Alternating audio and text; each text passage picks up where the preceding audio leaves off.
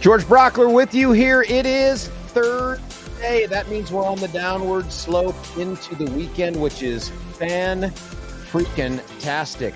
There must have been rain last night. I'd fallen asleep a little bit there because I woke up to a car that was covered in rain, as well as the lawn and stuff. Today, 87 degrees. Tomorrow, of course, lightning bolts shooting out of all the clouds in these pictures. Tomorrow, 88. Saturday and Sunday, they've jumped up the temperature just from yesterday to today. This is the Denver 7 science people, and I'm using science in air quotes there. They've gone up like 7 degrees to say now it's going to be 83. And then Sunday, there's going to be rain falling from the clouds. It turns out 76 degrees, and then we stay somewhere in the moderate 80s. A real blessing when compared to Phoenix, which I think is battling, I don't know, an entire month of over 110-degree weather, which is just really oppressive.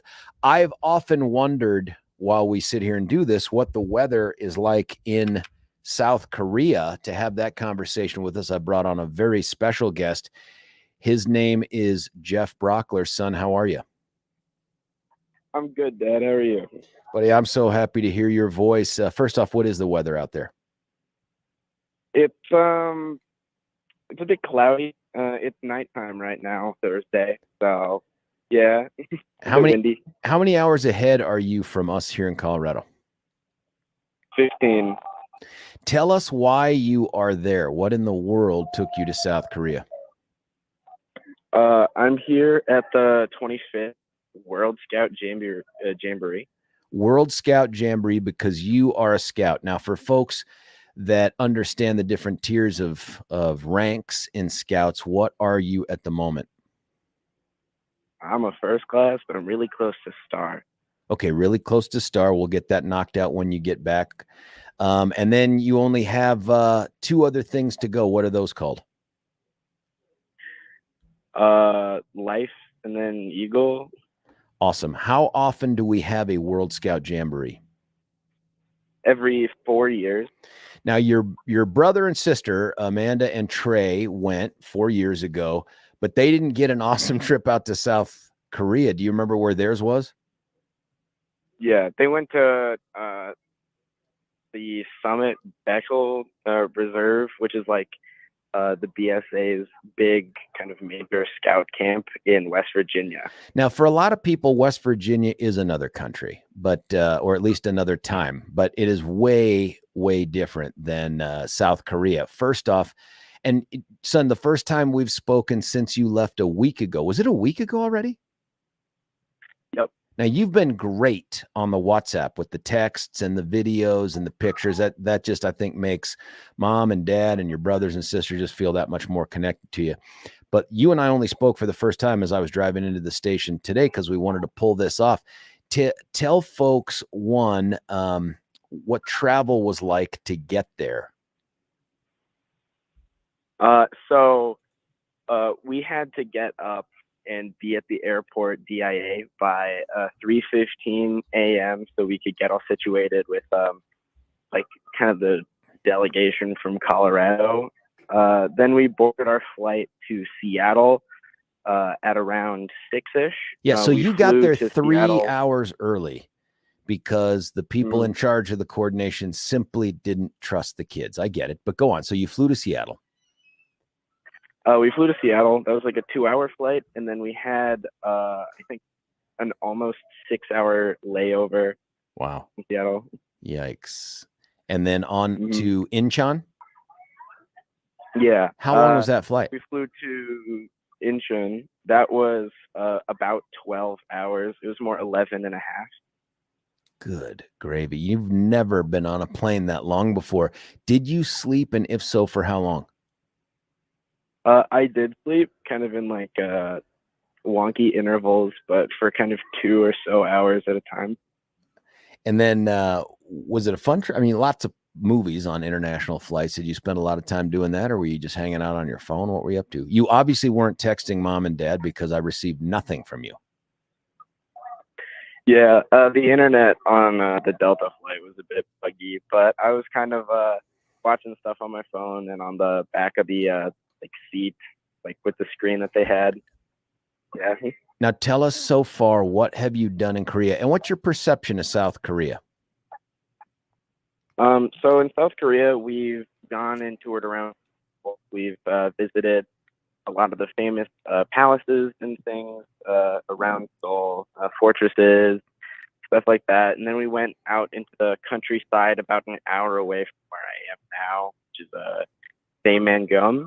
But we went to a couple Buddhist temples, saw some really nice landscapes and things. It's just been great all overall. Now, when you were in but your pre-tour is what we're going to call it. It sounds like some kids are on fire behind you. Are they playing with matches? What's going on with the Scouts? Oh, they're playing musical chairs. Don't worry about it. Oh, in South Korea, is that the thing? When you got from Incheon, I presume you guys stayed up in Seoul. Yeah, so we stayed in Seoul the first 2 nights. Then we went down to a hostel in a place I don't really remember the name of. What was you told us in one text you went to one of the giant markets. Now, there are 3 giant markets in Seoul that I remember, and I haven't been there in close to 15 years, but I remember at least one of them was called like Namdaemun. Did you guys go to that one? Which one did you guys go to? I have a feeling it was that one. I'm not too sure. All the names are really complicated to me, so I don't really remember. Have you? But we went to a big market. Okay, and they're huge, right? I mean, if a part of it caught fire, you'd lose tens of thousands of people. But they're giant. They're like our malls, but about 40 of them all put together. I mean, they're just huge, freaking shopping areas out there. Did you buy anything for your dad? No. Okay, well, there's a lot of love there. We'll get to that. You have plenty of time. And then you guys went to a war memorial or something museum for Korea, right? Mm-hmm. Yeah. Was it in English too? Could you understand it? Yeah, they had the Korean as the main text and then English as the subtext. And what did you learn from that? I mean, does it have a different telling of war, especially the Korean War, than we would have over here? It's not like a different telling. I suppose it goes more in depth with kind of telling it. It's not just about the Korean War, but it's about kind of all of the war efforts that have been in Korea's history, even way back into kind of the imperial, kingdom times. And did you feel like it was worthwhile to go to that, to be exposed to that? Yeah, it was really cool. They had a lot of tanks and things there too, which was interesting. Yeah, I saw some generals or warlords or something you sent pictures of. What was your impression of Seoul itself? It's a really vibrant, awesome city. I'd love to go back there with you or mom sometime, but there's so much to do. There's so many people there, so many places to see. It's crazy. And then describe the culture as best you've been exposed to it so far while you were up in Seoul. I mean, it's really hard to, I guess, describe culture. I don't know. They're really polite. They value good hard work and respect of study and your elders. I don't know. It's just a lot of good stuff. Let me run something by you, and this is just from when I was back there. My sense of Seoul was incredibly homogenous. Do you know what I mean when I say that? Not really. Yeah, okay. Homogenous meaning like a lot of the same. And what I mean by that is, you walk around, even Colorado, and we have pretty good diversity, right? Like you've got a whole lot of white people, but you have a whole lot of not white people too. In South Korea, when I was there, it felt like it was all Koreans all day long, and the couple Americans that you would see here and there kind of stuck out. Do you know what I mean? Like, did you feel different than the vast majority of the people there? That's what I mean by homogenous, is they're all one kind. I mean, kind of, especially because the USA contingent thought it was an awesome idea to make our shirts neon green. Great. Like, look at us. Or so that you couldn't get lost in one of the giant markets. Yeah, I assume that's what the intention was, but it kind of turned out to be like, oh, we have the worst shirts here. Oh, that's great. And so you did that for a while. Then you hopped on a train to head down south along the peninsula. Do you know where you guys are now? It wasn't a train, but it was it a bus? Just a long bus ride. Yeah. Oh boy, really long. And then what's the town you're in now? So we're in Buon. I don't know the full name, but that's what they kind of shortened it to, Buon. It's really close to a place called the Say Mangum Seawall, Yeah. which is where the Jamboree is located, like right by it. Now you are there with a bunch of other scouts. We're talking with Geoff Brauchler. I know him. He is a first-class scout on his way to Star Scout, on his way to ultimately Life and Eagle. He is in South Korea for the, what did you say, 24th World Scout Jamboree? 25th. 25th World Scout Jamboree. Oh, I mean, that we're going back almost 100 years here since they've been doing these things. You are there with scouts from how many countries? I want to say 150, 160. Unbelievable. And how, you told me this when we were driving in, I couldn't believe it. How many scouts are there with you right now from across the planet? 50,000. 50,000 scouts? Mm-hmm. Do you all have to say the scout oath at the same time? Every scouting organization has a different scout oath and law. So no, but kind of. Describe the area where you at. Are you in barracks? Are these like hotels? How plush is it out there? Give us a sense of where you're staying. So it's very flat ground. It's going to be turned into farmland, I think, after the Jamboree's over. But it's kind of like you can see basically the whole Jamboree, if not for all the tents blocking your view. How many tents you think? I mean, give us some sense of when you look out there. What are you looking at with the tents? You see like a sea of pink tents because they're pink tents for some reason, and like green and blue topped canopies where like the kitchens and the troop areas are. Do you are the tents themed after the big hit Barbie movie? No, although that would be very funny. That would be very funny. Now, in your daily whatever you're doing as a scout, and we'll get to that in a minute, are you running into kids from other countries, and do they all speak English and you don't speak anything other than English and some Spanish? Yeah, basically that's how that works. Like people from every other country basically just come walking through a lot of the time. Looking to trade neckerchiefs, patches, uniforms, T-shirts, like basically anything imaginable that's scouting related. Have you traded anything? I traded a patch for one from a UK scout, which neat. was from the King's Coronation. That's pretty cool. It's got the word king in it. Your sister traded away a backpack or something for some other Englishy backpack or something like that. Mm-hmm. Yeah, the UK have those backpacks again. One person in my troop traded their backpack for one. Oh, yeah. Are you looking to do that? Are you looking to score some bling?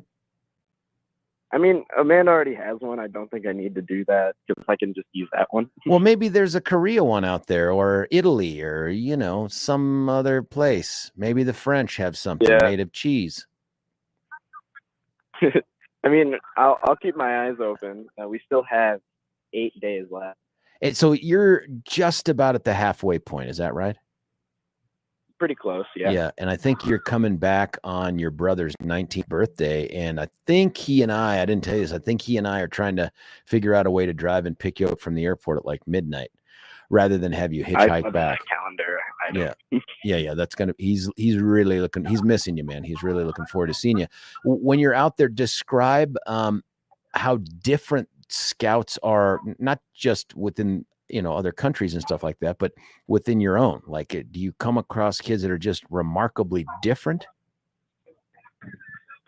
So it's not like remarkably different kind of scouting things. It's like kind of like different things. The BSA recently allowed women to join like in actual Boy Scouts. Yeah. In 2019, which is it's really great for us. However, every other scouting organization has been doing that for the past 100 years. So... Wait, hold on. There could be Girl Scouts or Women Scouts or whatever in other scouting organizations across the planet Earth, except for the US until recently. Is that what? Yeah, all of them had that. Do you have scouts, female scouts there, and where do they house them? There's just no chance I see them putting them like in a co-ed environment with you guys. So for us U.S. people, there are kind of different circumstances, but I'm in an all-boys troop. There are all-female troops and ship crews that are co-ed, but you have to follow really specific guidelines. Like you can't do like a buddy thing with like a girl if you're a guy unless you have multiple people there. It's a lot of random things, but we can't kind of be at the same campsite as like women, basically. Yeah, this is probably an awkward time and place to do this, but son, should we have the talk? No, I'm kidding. I'm joking. No. There's no chance we do that. There's maybe on the ride back from the airport, we can talk about what you've learned. I don't think there's a patch for that, by the way. So that's fascinating stuff, man. Are you making friends out there? Yeah, I'm making a lot of friends. Cool. And you did mention to me, and what folks don't know about Geoff is not only is he our tech/media expert here for the show, but Geoff's also one of the sweetest kids out there. But you have run into some kids where you're like, dang, they are challenging. Yeah, there's a lot of kids here that kind of, I don't know, they're like, they don't have their heart in scouting. And that's kind of a bummer because they're bringing all of us down with them, you know? Yeah. How does that manifest itself? How does it show up? It's like, I don't know, they don't participate in activities. They don't help out. They kind of just make everyone annoyed with them. Yeah. Hey, you know what? Training for the adult workforce is what Billy says. I want to ask this too, only because of this show, not because of you or where you're at, but does anyone ever talk politics out there? No, not except for like a joking manner with other countries. Oh, okay.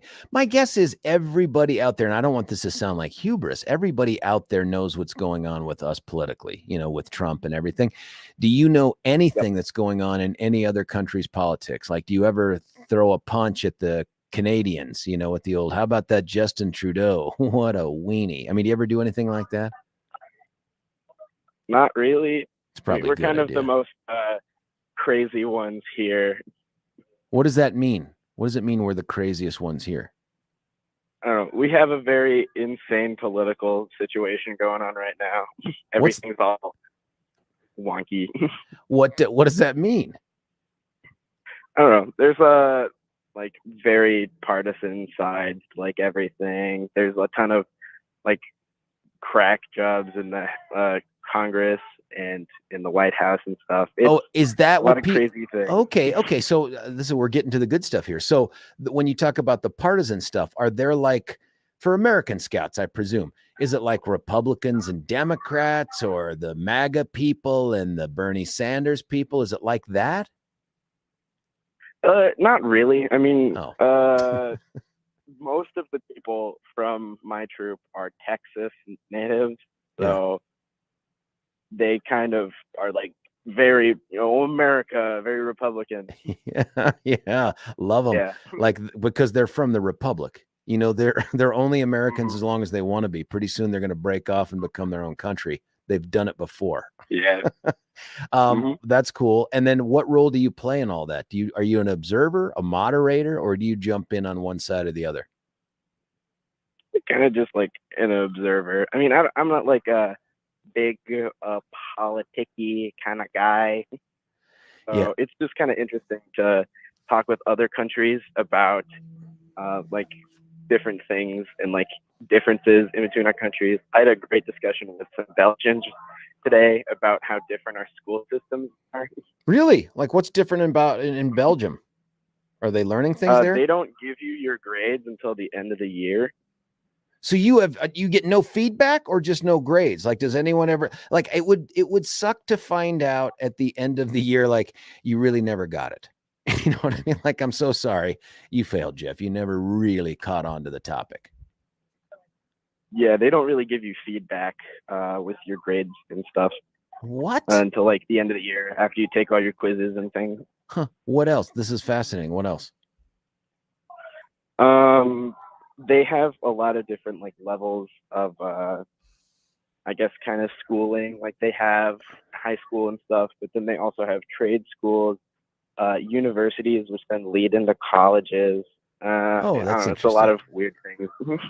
I'm glad you're doing that, son. I mean, do you feel like this has been, and you're only halfway-ish there, do you feel like this has been a good experience despite all the time on the planes and the buses and all that stuff? I'd think so. I mean, it's really awesome to be in another country with a lot of people I don't really know. Just seeing the sights, meeting everybody. It's just a lot of fun. You feel like you got a taste for the international travel? A bit, and I know that's what Amanda wanted me to get by coming out here. So Yeah. I don't want to give her a hubris about that. No. Well, she doesn't listen to the show unless she's on it. You know how she is. I feel like, buddy, how each generation, this is the American dream. You want your kids to always do better and have better experiences than you have.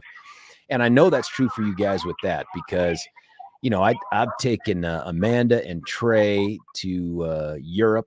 When I was doing some Army stuff when they were very young. I took you and Graham. You and I did Austria and Hungary and a bit of Bavaria together, and done some Canada with Graham and stuff. And it has turned into Amanda now spending, the last 4 or 5 months in Southeast Asia and the next 4 or 5 months of school in the United Arab Emirates. And now here you are in South Korea. Look, son, your dad was 22 years old before he made a very awkward trip down to Tijuana with Grandpa and Grandpa's brother, my Uncle Bob. That was my first trip outside the country. It was nothing like World Scout Jamboree in South Korea. I can tell you that. There were no patches to be earned there, but there are memories that can never be scrubbed away. But I think what you're doing is fantastic. I can't tell you how proud I am of you. And I read your text. First off, you got to keep that going. That, mom and everybody loved those things. That keeps us closer to you. But two, I can tell, man, there's probably just a little bit of homesickness in there, just a desire to want to come back home. Is that true?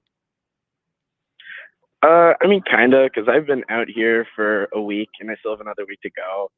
But yeah, and I mean, my school starts next Wednesday and I'm going to miss it. So you are going to be late starting school. Listen, if you weren't a super student already, I imagine I'd be concerned and other parents would be concerned if they're, but buddy, you crush it. I mean, what were your grades last year? Did you get A, B? Yeah. Yeah, that's one that you and I talked about for the entire semester. But otherwise, you've never gotten anything but A's. Basically, yeah. Yeah. Well, by basically, you mean yes, that's right. Yes, that's right.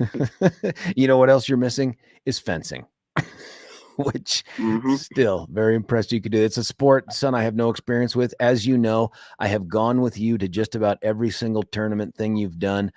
I don't understand the scoring.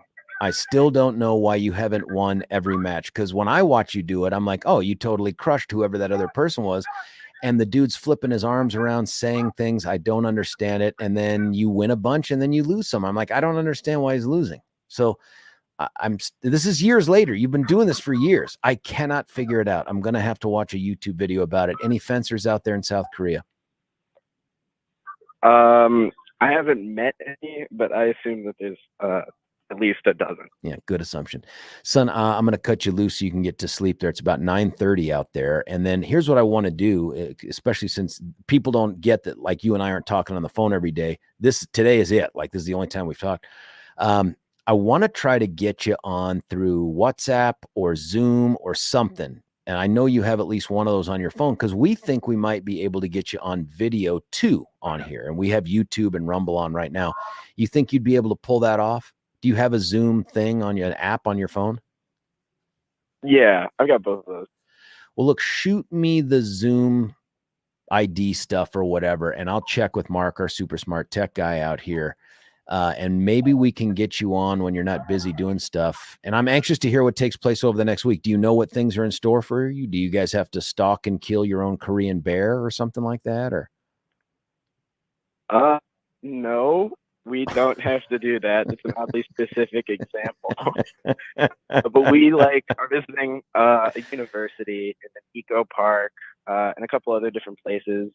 And we have a ton of events and activities that we do at the Jamboree site in buddy groups and things. It's kind of just whatever you want to do, you can basically do it. And it's really cool. Do you think, I'm throwing out a suggestion here, there's any chance you 50,000 scouts could build what will become a Guinness Book World Record pyramid? No. Well, it would be fun. You could be at the top. Some texter texted in, Geoff, since they heard you were missing school, and suggested that I go sit in class for you and take notes. How does that strike you? That'd be funny, but it's the first couple days of school. I don't know if I'm going to be. You've hit upon something else. The first couple days and last days of school are absolutely wasted time. I mean, it's just ridiculous things that they go through. We'll talk about that when you get back. But, buddy, I just want you to know I'm so very proud of you. You know, your mom and your brothers and sister miss the hell out of you, and we love you. I can't wait to see you. Keep doing great things and be you, okay? Okay. Thank you. I love you, son. Love you too. I'll talk to you soon. Hey, that was Geoff Brauchler. I know that guy. I've lived with him for, a couple days here and there. He is my 15-year-old, gonna be 16 this month, which is just unbelievable. He's out in South Korea at the World Scout Jamboree. 50,000 scouts from 100 billion countries or something like that, just across the planet Earth. Great experience. I just haven't had a chance to talk to him. I thought this was a good segment of the show to do it, but here's the deal. We're not going to deviate from the other good stuff that takes place this hour. We're going to cut away for a break. We're going to come back. It's called The Thorpe Report. That's all the legitimate news of the day. And then, of course, followed up by You Choose the News, and then chaos right after that. Stick around. 303-696-1971 is the number. It's George Brauchler on the George Show, 710 KNUS. Want to take your favorite radio station wherever you go? Well, now there's an app for that. No matter where you are, stream your favorite shows. Tap the app to listen to podcasts. Talk back to your favorite local hosts. At the tone, leave a message. Call the show. Set your alarm. Enter contests and win prizes. All in the palm of your hand. Available now for iOS and Android devices in the App Store or Google Play. And best of all, it's free. Download today.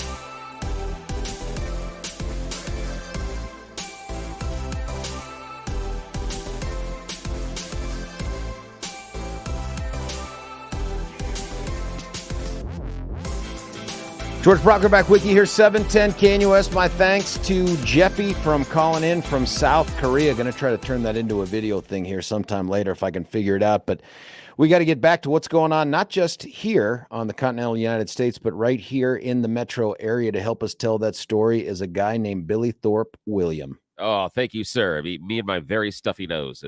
I don't know what's going on with you. I don't either. It's ridiculous. Okay.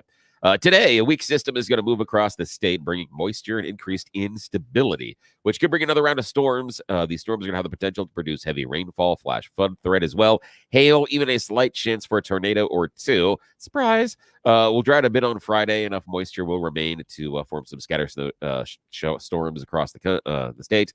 Cold front's going to drop in late on Saturday, so more clouds, chance of storms on Sunday, highs cooling down into the 70s.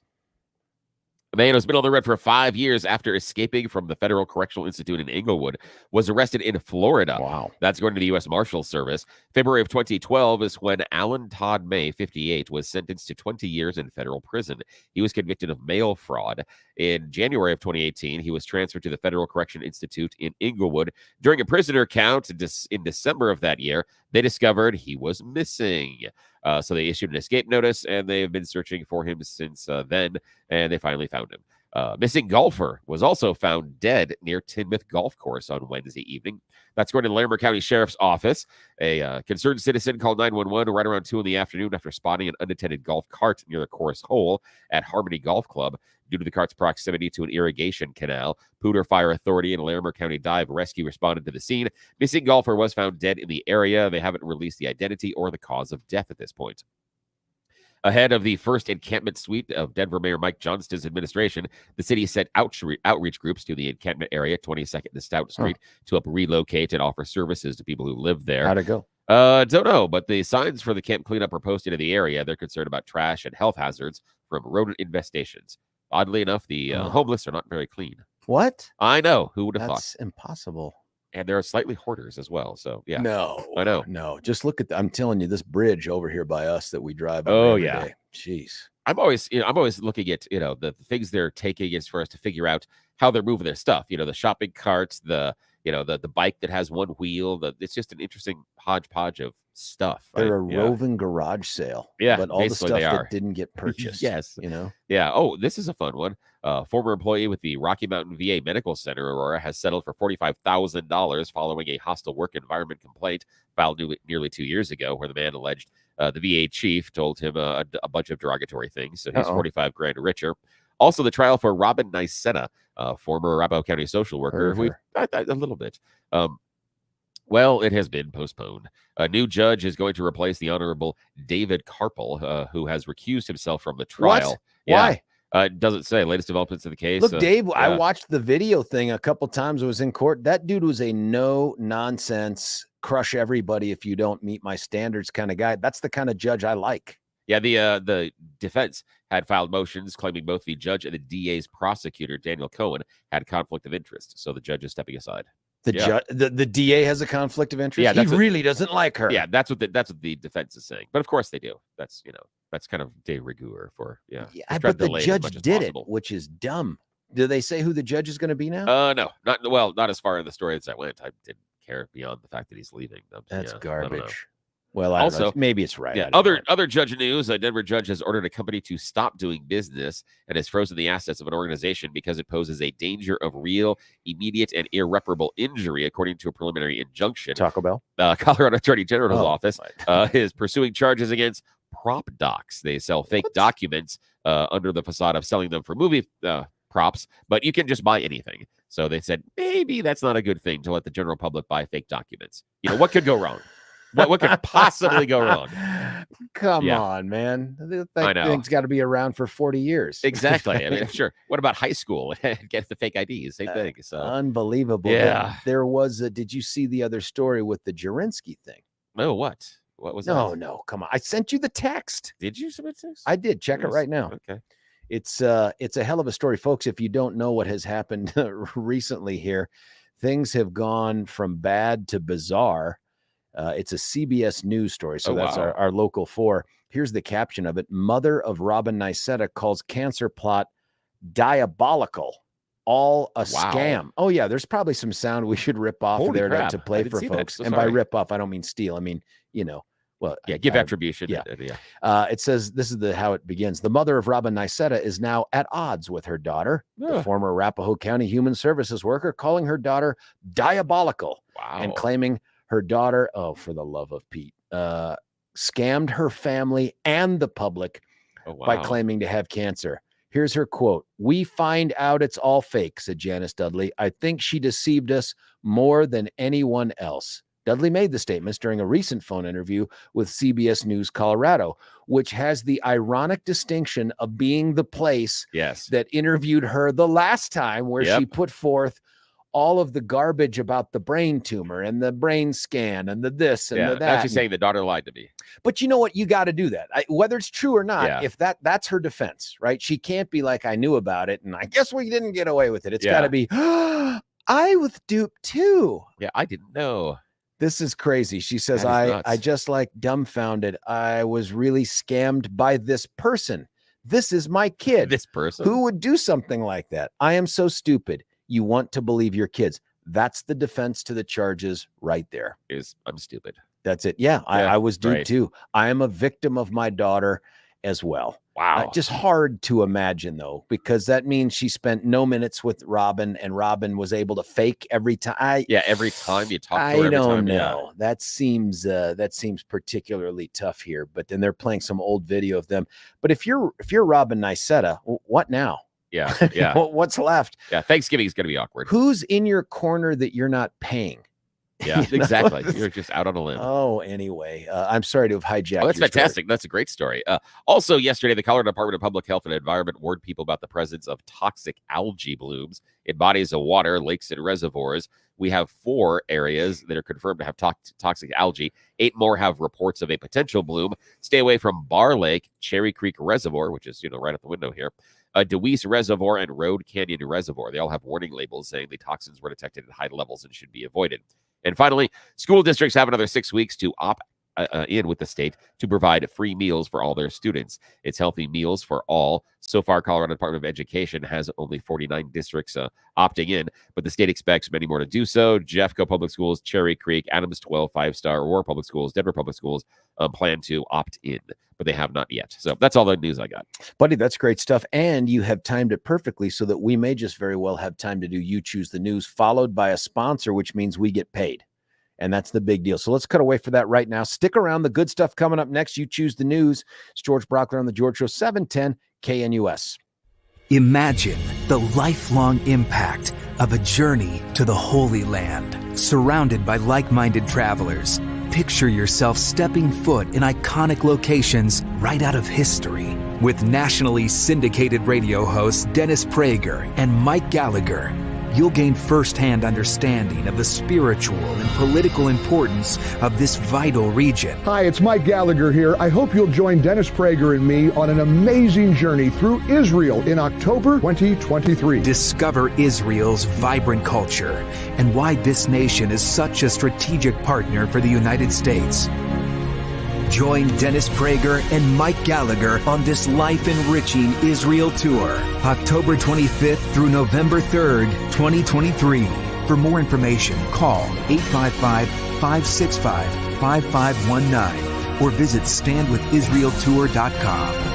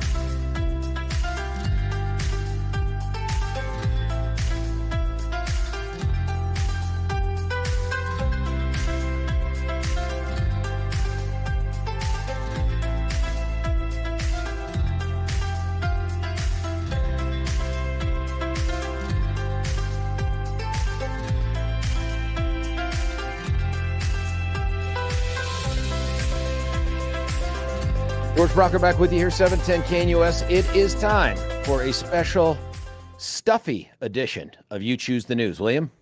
Yes. Good morning. With my stuffed sinuses and all, it's time to play everybody's favorite radio news game show, You Choose the News, where you have scoured the interwebs for ridiculous stories, giving them really stupid headlines to play this fake radio news game because they keep paying us for it. Yeah, we are as surprised as you are. But hey, what are we going to do about it? Alrighty, sir. We have 4 stories for you this morning. Remember, choose carefully. Here is headline number 1. New job, just like the old job. Headline number 2. The floor is lava. Headline number 3. Airline customer service win. Headline number 4. God lied to me. Alrighty, your choices yet again are new job, just like the old job. The floor is lava. Airline customer service win, and God lied to me. Your choice, sir. Yeah, there's so many good ones there, but I like the floor is lava from the old days. We all played the floor is lava, but looks like residents of Maricopa County in Arizona are playing it for real. With the temperatures being well above 100 degrees for days and days and days at a time, the emergency rooms there are seeing people walking in with burns because they simply have touched the ground. People falling down onto the concrete and onto the asphalt are getting second, even third-degree burns. Since the asphalt is dark and dense and concrete's lighter and reflects the sunlight, but since it's also a dense material, it holds the sun and holds the heat. On a hot day, the asphalt can be 40 to even 60 degrees hotter than the ambient air temperature. So if it's 115 and you add a 40 onto that, that's 155-degree asphalt. Dang. Not good. And Dang. so, yeah, people are actually playing the floor is lava for reals in Maricopa County, Arizona. Asphalt. That happens that with even just regular old cement when it gets hot, but that's ridiculous. That is absolutely ridiculous. I mean, it's just people like falling over. I mean, imagine being outside tripping because, I'm stupid and that happens. And so, boom, down, and all of a sudden, yay, second and third degree burns. That's just awful. I think it's a message from God. You shouldn't be living there. In California, a lot of people are getting that message. No, it's Arizona, but yeah. Arizona is tough, man, because it is. It's a tough sell. And they're going to need something called water. Yeah. And they're struggling with that right now, too. Well. Speaking of struggling, what's your second choice this morning? New job, just like the old job, airline customer service win, or God lied to me? Because I've never experienced this, airline customer service win. Yes, this will sound strangely a lot like some of the things you have experienced, but we are talking about British Airways. Recently, British Airways was doing a 12-hour flight to London, but there was one problem. No food for anybody. A what? No food on a 12-hour flight by British Airways. Now, the problem being that the geniuses in charge of packing the food didn't store it at the proper temperature. So everything had spoiled and had to be thrown out because it was not kept in the bacterias and germs can grow. So they had to toss out all of the food. It's a 12-hour flight to London. What is the solution? Well, this is one of the reasons I pulled it. When the plane landed in the Bahamas for a stopover, one of the air crew ran outside and grabbed as many buckets of KFC as they could possibly carry. Now, they also made a bad decision because they only got the legs and the wings. That's it. No breast, nothing else. What? The buckets of legs and wings. So when they came back to the airplane, they handed out a leg to everybody on the airplane, and a couple of people got the bonus wing. Some got leg and wing, but the majority of the food for the entire 12-hour flight was a single solitary KFC drumstick. It's probably because it's the gender-neutral body part. Like, you can't give out breasts. No, you can't. Those are associated with genders. Yes. I don't know why you couldn't get the wings, but maybe it's because it's a I know. plane. Yeah, I know, but I'm like, what? It just, they have pictures. People are like, here's my 12-hour flight food, a single drumstick. This was which airline? British Airways. They're normally supposed to be much better than this. How do you pull away from the gate and someone goes, hey, wait, we're out of food? Well, the thing is, it's spoiled, so they had to toss it. They came in and they're like, it wasn't refrigerated properly. So they come in and they're like, oh, this is all spoiled. We can't serve this because people will start the throwing up and the pooping. Yeah, but and at we're in a least you'll plane. eat. Is that, but you're on a plane. Have you narrow-minded. seen that? You know how long do you have the line to be at the bathroom? Oh, people are using the bathroom. Oh, I'd have to. No, that's I get it now. Alrighty. Your final choice this morning. New job, just like the old job, or God lied to me? Well, this has happened to me quite a bit too, but God lied to me. God lied to me. Here we are going to talk about Michael and Amanda Griffiths of Clarksville, Tennessee. They are being indicted because of being a little scammy. They have built over 100 investors out of at least $6 million Dang. through a crypto trading scheme they called Blessings Through Crypto and Blessings of God Through Crypto. They promised participants by pooling their money, they would bet on the future price of cryptocurrency, and they would make amazing amounts of money. An initial outlay of $12,000 would return a profit of $30,000 to $45,000. And, well, surprise, it's a scam. Now, what would have been your first clue? The email they send you that says you have been invited to this group because someone in this group holds you in high regards. There's no catch or hidden agenda. No one is here to scam you. As a rule, if the email or the text message says no one is here to scam you, they are definitely there to scam you. That is absolutely going to happen. So just take that as a lesson. And that is it. That is the end of You Choose the News. As always, George is a winner. I'm your perennial loser. But today we are proudly sponsored by a brand new Meta, a corporation adventure called TikTok for the 40th generation. Your still cool dance app. Yes, relive your teen years, dance to your favorite songs, follow the instructions, and be cool, just like the kids, plus special filters. One will actually take away the wrinkles. Another one will take away your gray hair. And the other one will help you lose 30 pounds. Yes, you are still cool, at least in your own eyes, but not to your kids. The dance app from Meta. Back to you, sir. Buddy, with just a few seconds left, Josh Sharf coming up. Stick around. George Brauchler, 710 KNUS.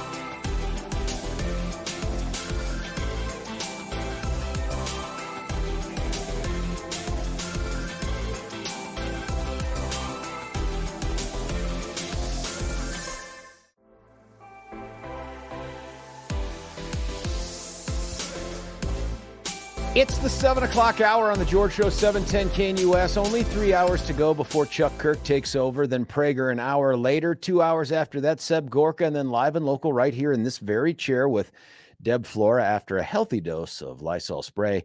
And then Stephen Tubbs from 4 to 7. It's that time of the month, and there's no way to say just that phrase without it sounding really creepy. I don't mean it that way. It's that time of the month when you get to be reminded how little you know as we bring up our next guest. His name is Josh Sharf. Josh, thanks for taking time out of whatever the hell it is you do at this hour of the morning when we have you on. Drink coffee on my back porch is what I do at this hour. Yeah, that's nice that you have a back porch. Now, I wanted to ask about something. Billy told me off the air that you have been following this thing. And for people that don't know, Josh is a Buddhist, and no, I'm kidding. I don't think Josh is a Buddhist. Josh knows a little bit about Israel. The disruptions in Thai society. Yes, that's exactly right. Following that very closely. That's exactly right. By the way, the whole Buddhist Hindu thing. I was in Southeast Asia with my daughter just a couple months ago. Oh my God, it's like 3 months ago today. We were in Southeast Asia. And the history of some of the temples and how the Hindus would put these things up, the Buddhists would put up Buddha, the Hindus would come and tear down Buddha, the Hindus, I mean, just the battles between two faiths that I just largely interpreted as being peaceful, loving people. It turns out that wasn't the case. Anyway, Josh knows a bunch about Israel, and I have only seen the first paragraph of a bunch of different articles over the past few weeks, months.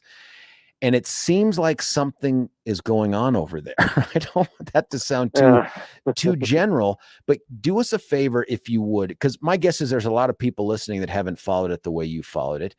Give us the background of what is going on with Bibi Netanyahu and the ramifications for some of the decisions that are being made across the country. Yeah, so this is one of those stories that has a lot of layers to it, both sort of things that people assume that are true about, another free society that are not, always true. And then the specific sort of social divisions within Israel itself that have been kind of buried as well for a long time. And now a lot of that is coming to the fore. It's what's happened. I mean, the headline generating stuff is that the Netanyahu government, the majority government, has and by the way, is this like Netanyahu 3.0, 4.0? I mean, the guy is like a rash in some ways. And I don't mean that to be disparaging, but he just keeps coming back. Well, yeah, it's sort of in a, there was a period of time when Disraeli and Gladstone sort of alternated prime ministership a lot. So people, he's one problem actually with Bibi's leadership. Is that he effectively destroys successors within his coalition or even within his own party, and there's obviously an element of self-preservation in that politically, but it also puts severe limits on how long things can go after you're gone, and then also your own effectiveness.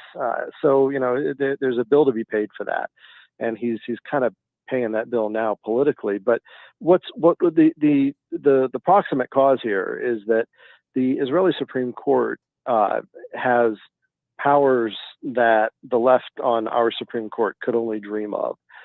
It is able to, due to some power grabs that largely went unnoticed and unchallenged in the 80s and early 90s, acquired for itself the ability to review just even policy decisions, appointments, and anyone has standing to bring a case against a government law or a new law in front of the court without having to have specific standing. Yeah. So essentially it's become the supreme branch of government that, sort of analogous to a monarchy, if you will. And so there's there was some and of course it has also leaned to the left, increasingly leaned harder to the left, which means that you can elect conservative, as we know, if you can elect conservative governments, but that doesn't mean you always get, conservative governance out of that. And part of that is the Supreme Court's interference and things. So what's happened is that there was a series of measures that were proposed. This was not necessarily Bibi's first priority, but there was a series of measures that were proposed to rein that in.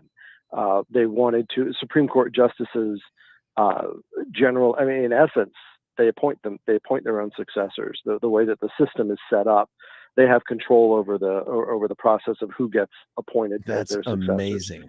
Amazing.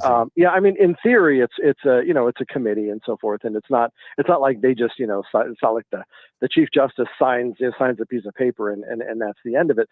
But they more or less control that process.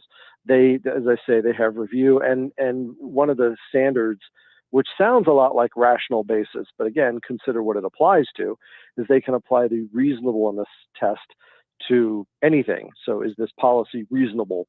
And again, looking at where that gets applied, it becomes difficult to say that it's a lot. Certainly the court shouldn't be doing that. There are political decisions that are just political. And so what's happened is that there are a couple of other reforms as well, but those are the big ones. And there was also actually the one that was most controversial and probably the one most likely to be dropped eventually is the idea that the Knesset, which is the Israeli parliament, would be able to overrule a Supreme Court decision by a simple majority vote. Now there are other parliamentary democracies where, like in Canada, where the parliament can overrule the Supreme Court, but it's not a simple majority vote. They can, there's still a division of powers there, and so what's happened is that this has provided the catalyst for a revived left of center movement in Israel. Interesting. And so it's not really it's not just the judicial reform anymore. It's about a whole raft of issues. It's about a whole raft of discontents, that the left has had, because over the last 20 years or so, the primary concern has been security issues, and the country has a pretty solid center-right position on security issues. But that's meant that other issues haven't necessarily been addressed, or that society is just sort of society develops, it changes. Things happen, but historically the government over there, with its socialist roots, has been much more involved in the country than we think of the government as being involved here. The other thing to point out is that Israel doesn't have a constitution. It doesn't have a written constitution.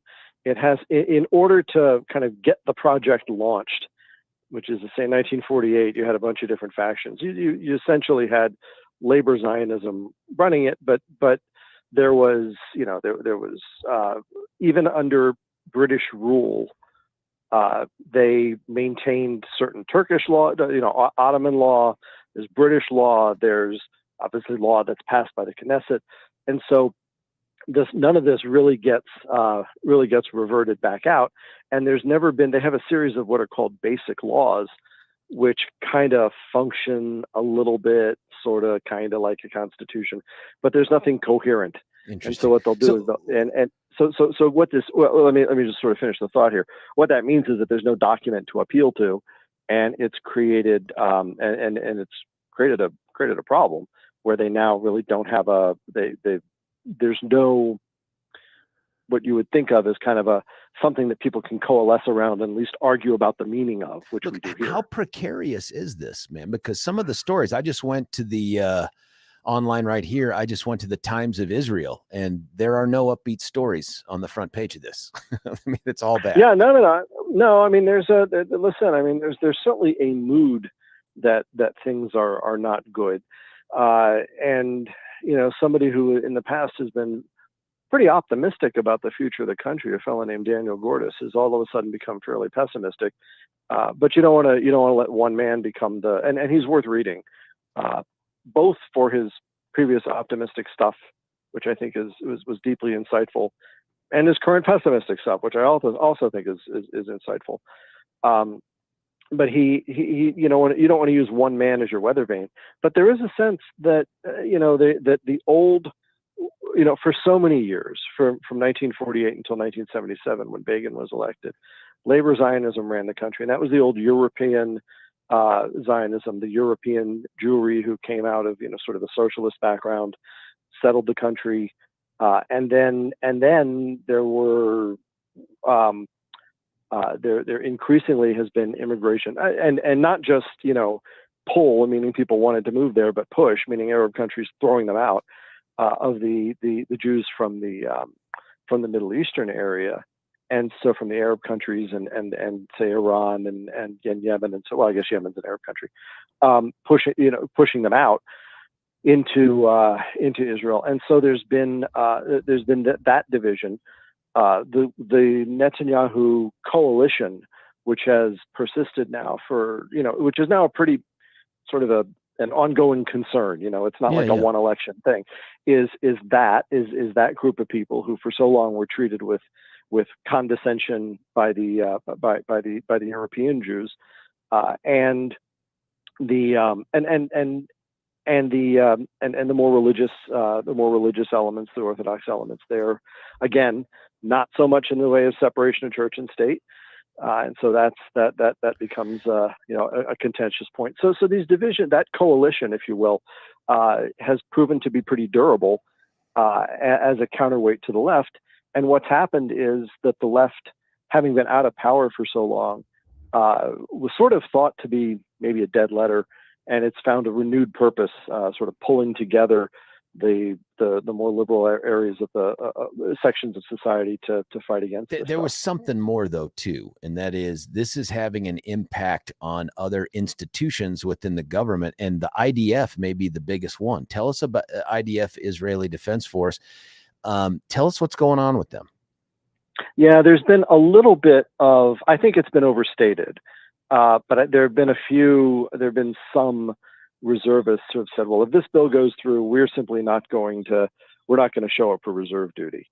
If that spreads, that's a real problem, because you have a country that in essence relies on its reservists.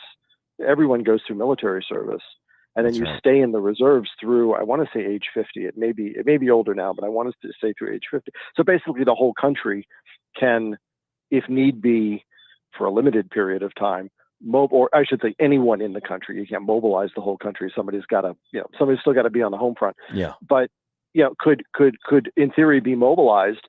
But if that spreads and people decide, well, they're just not going to fight, then that creates a potential security risk.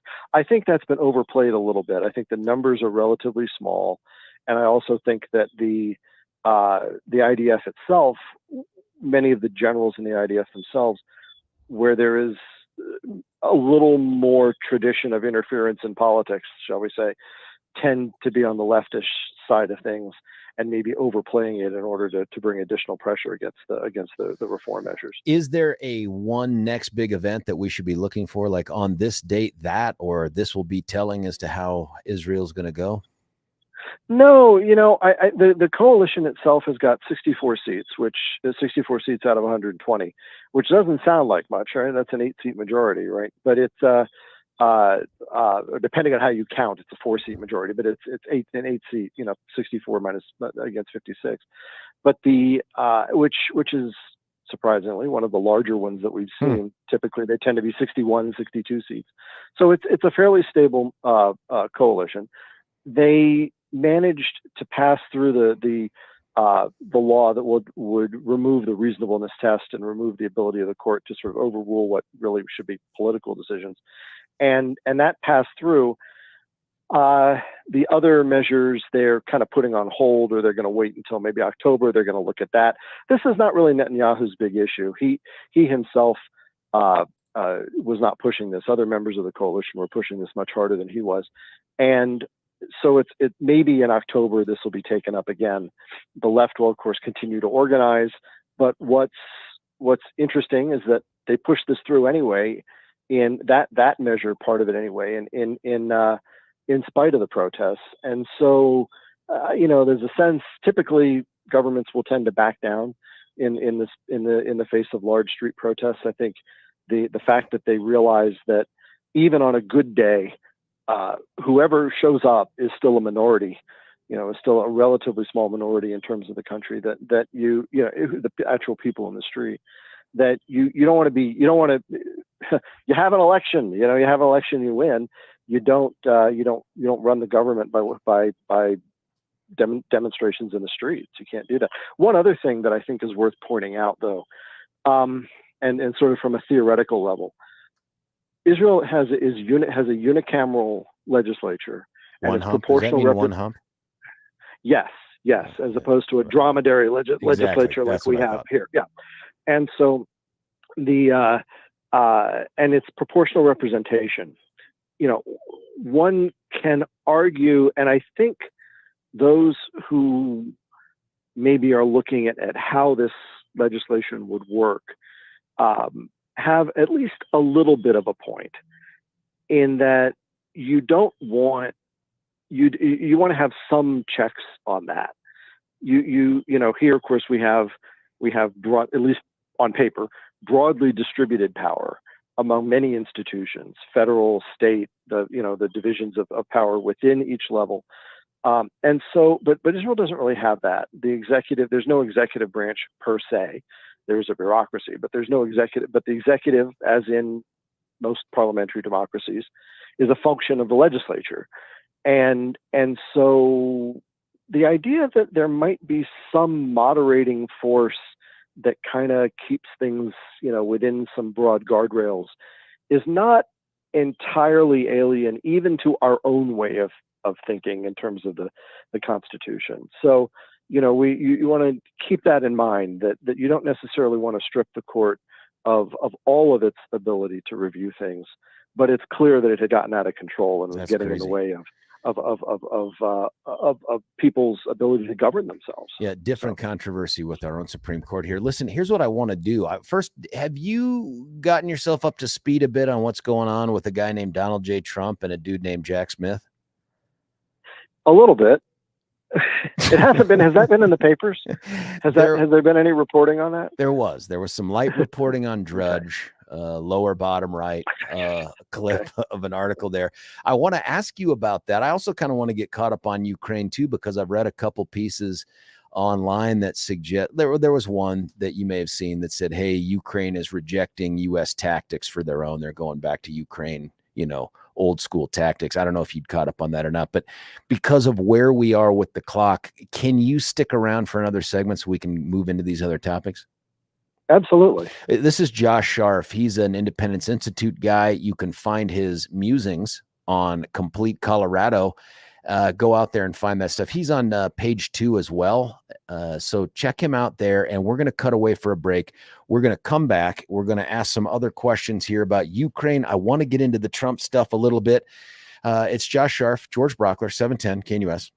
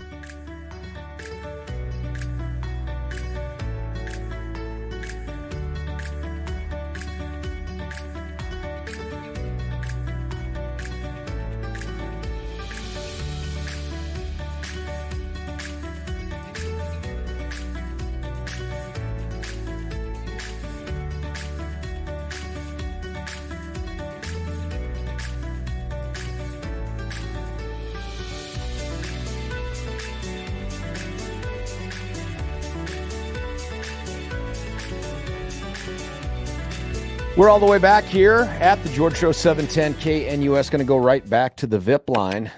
It's with a guy named Josh Sharf.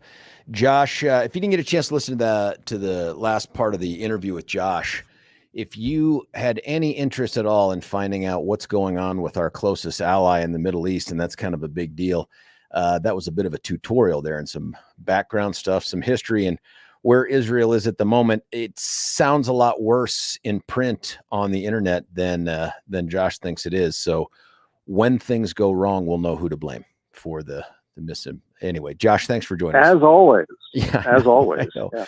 Speaking of blame, Donald J. Trump just recently got blamed for a whole bunch of crimes that were alleged against him by a guy named Jack Smith. He's the special prosecutor appointed by Merrick Garland, who turns out to be the political appointee of Donald Trump's past and current rival for president. His name is Joe Biden. Are you following at all this particular indictment? This is the third one. The first one, my opinion, Josh, doesn't have to be yours. Complete garbage out of Manhattan. Just a complete political payback by Alvin Bragg for what I think was a campaign promise that he made. The one in Miami, from a prosecutor standpoint, very good. And I mean good, not in terms of it's the right thing to do, because I think none of this stuff turns out well for America, but in terms of a very conservative, tactically proficient approach. That one, if I'm the Don, that one scares me. And now there's this one that just happened. He's going to be arraigned. That's the president's going to be arraigned later today. Can you imagine saying those words, 5 years ago? The president will be arraigned, this afternoon. What is your sense of this latest indictment? So I would just, I'm even older school than you are, which is that, I don't even like referring to me, he's Mr. Trump, just as Clinton is Mr. Clinton, because we only have one president at a time. Got it.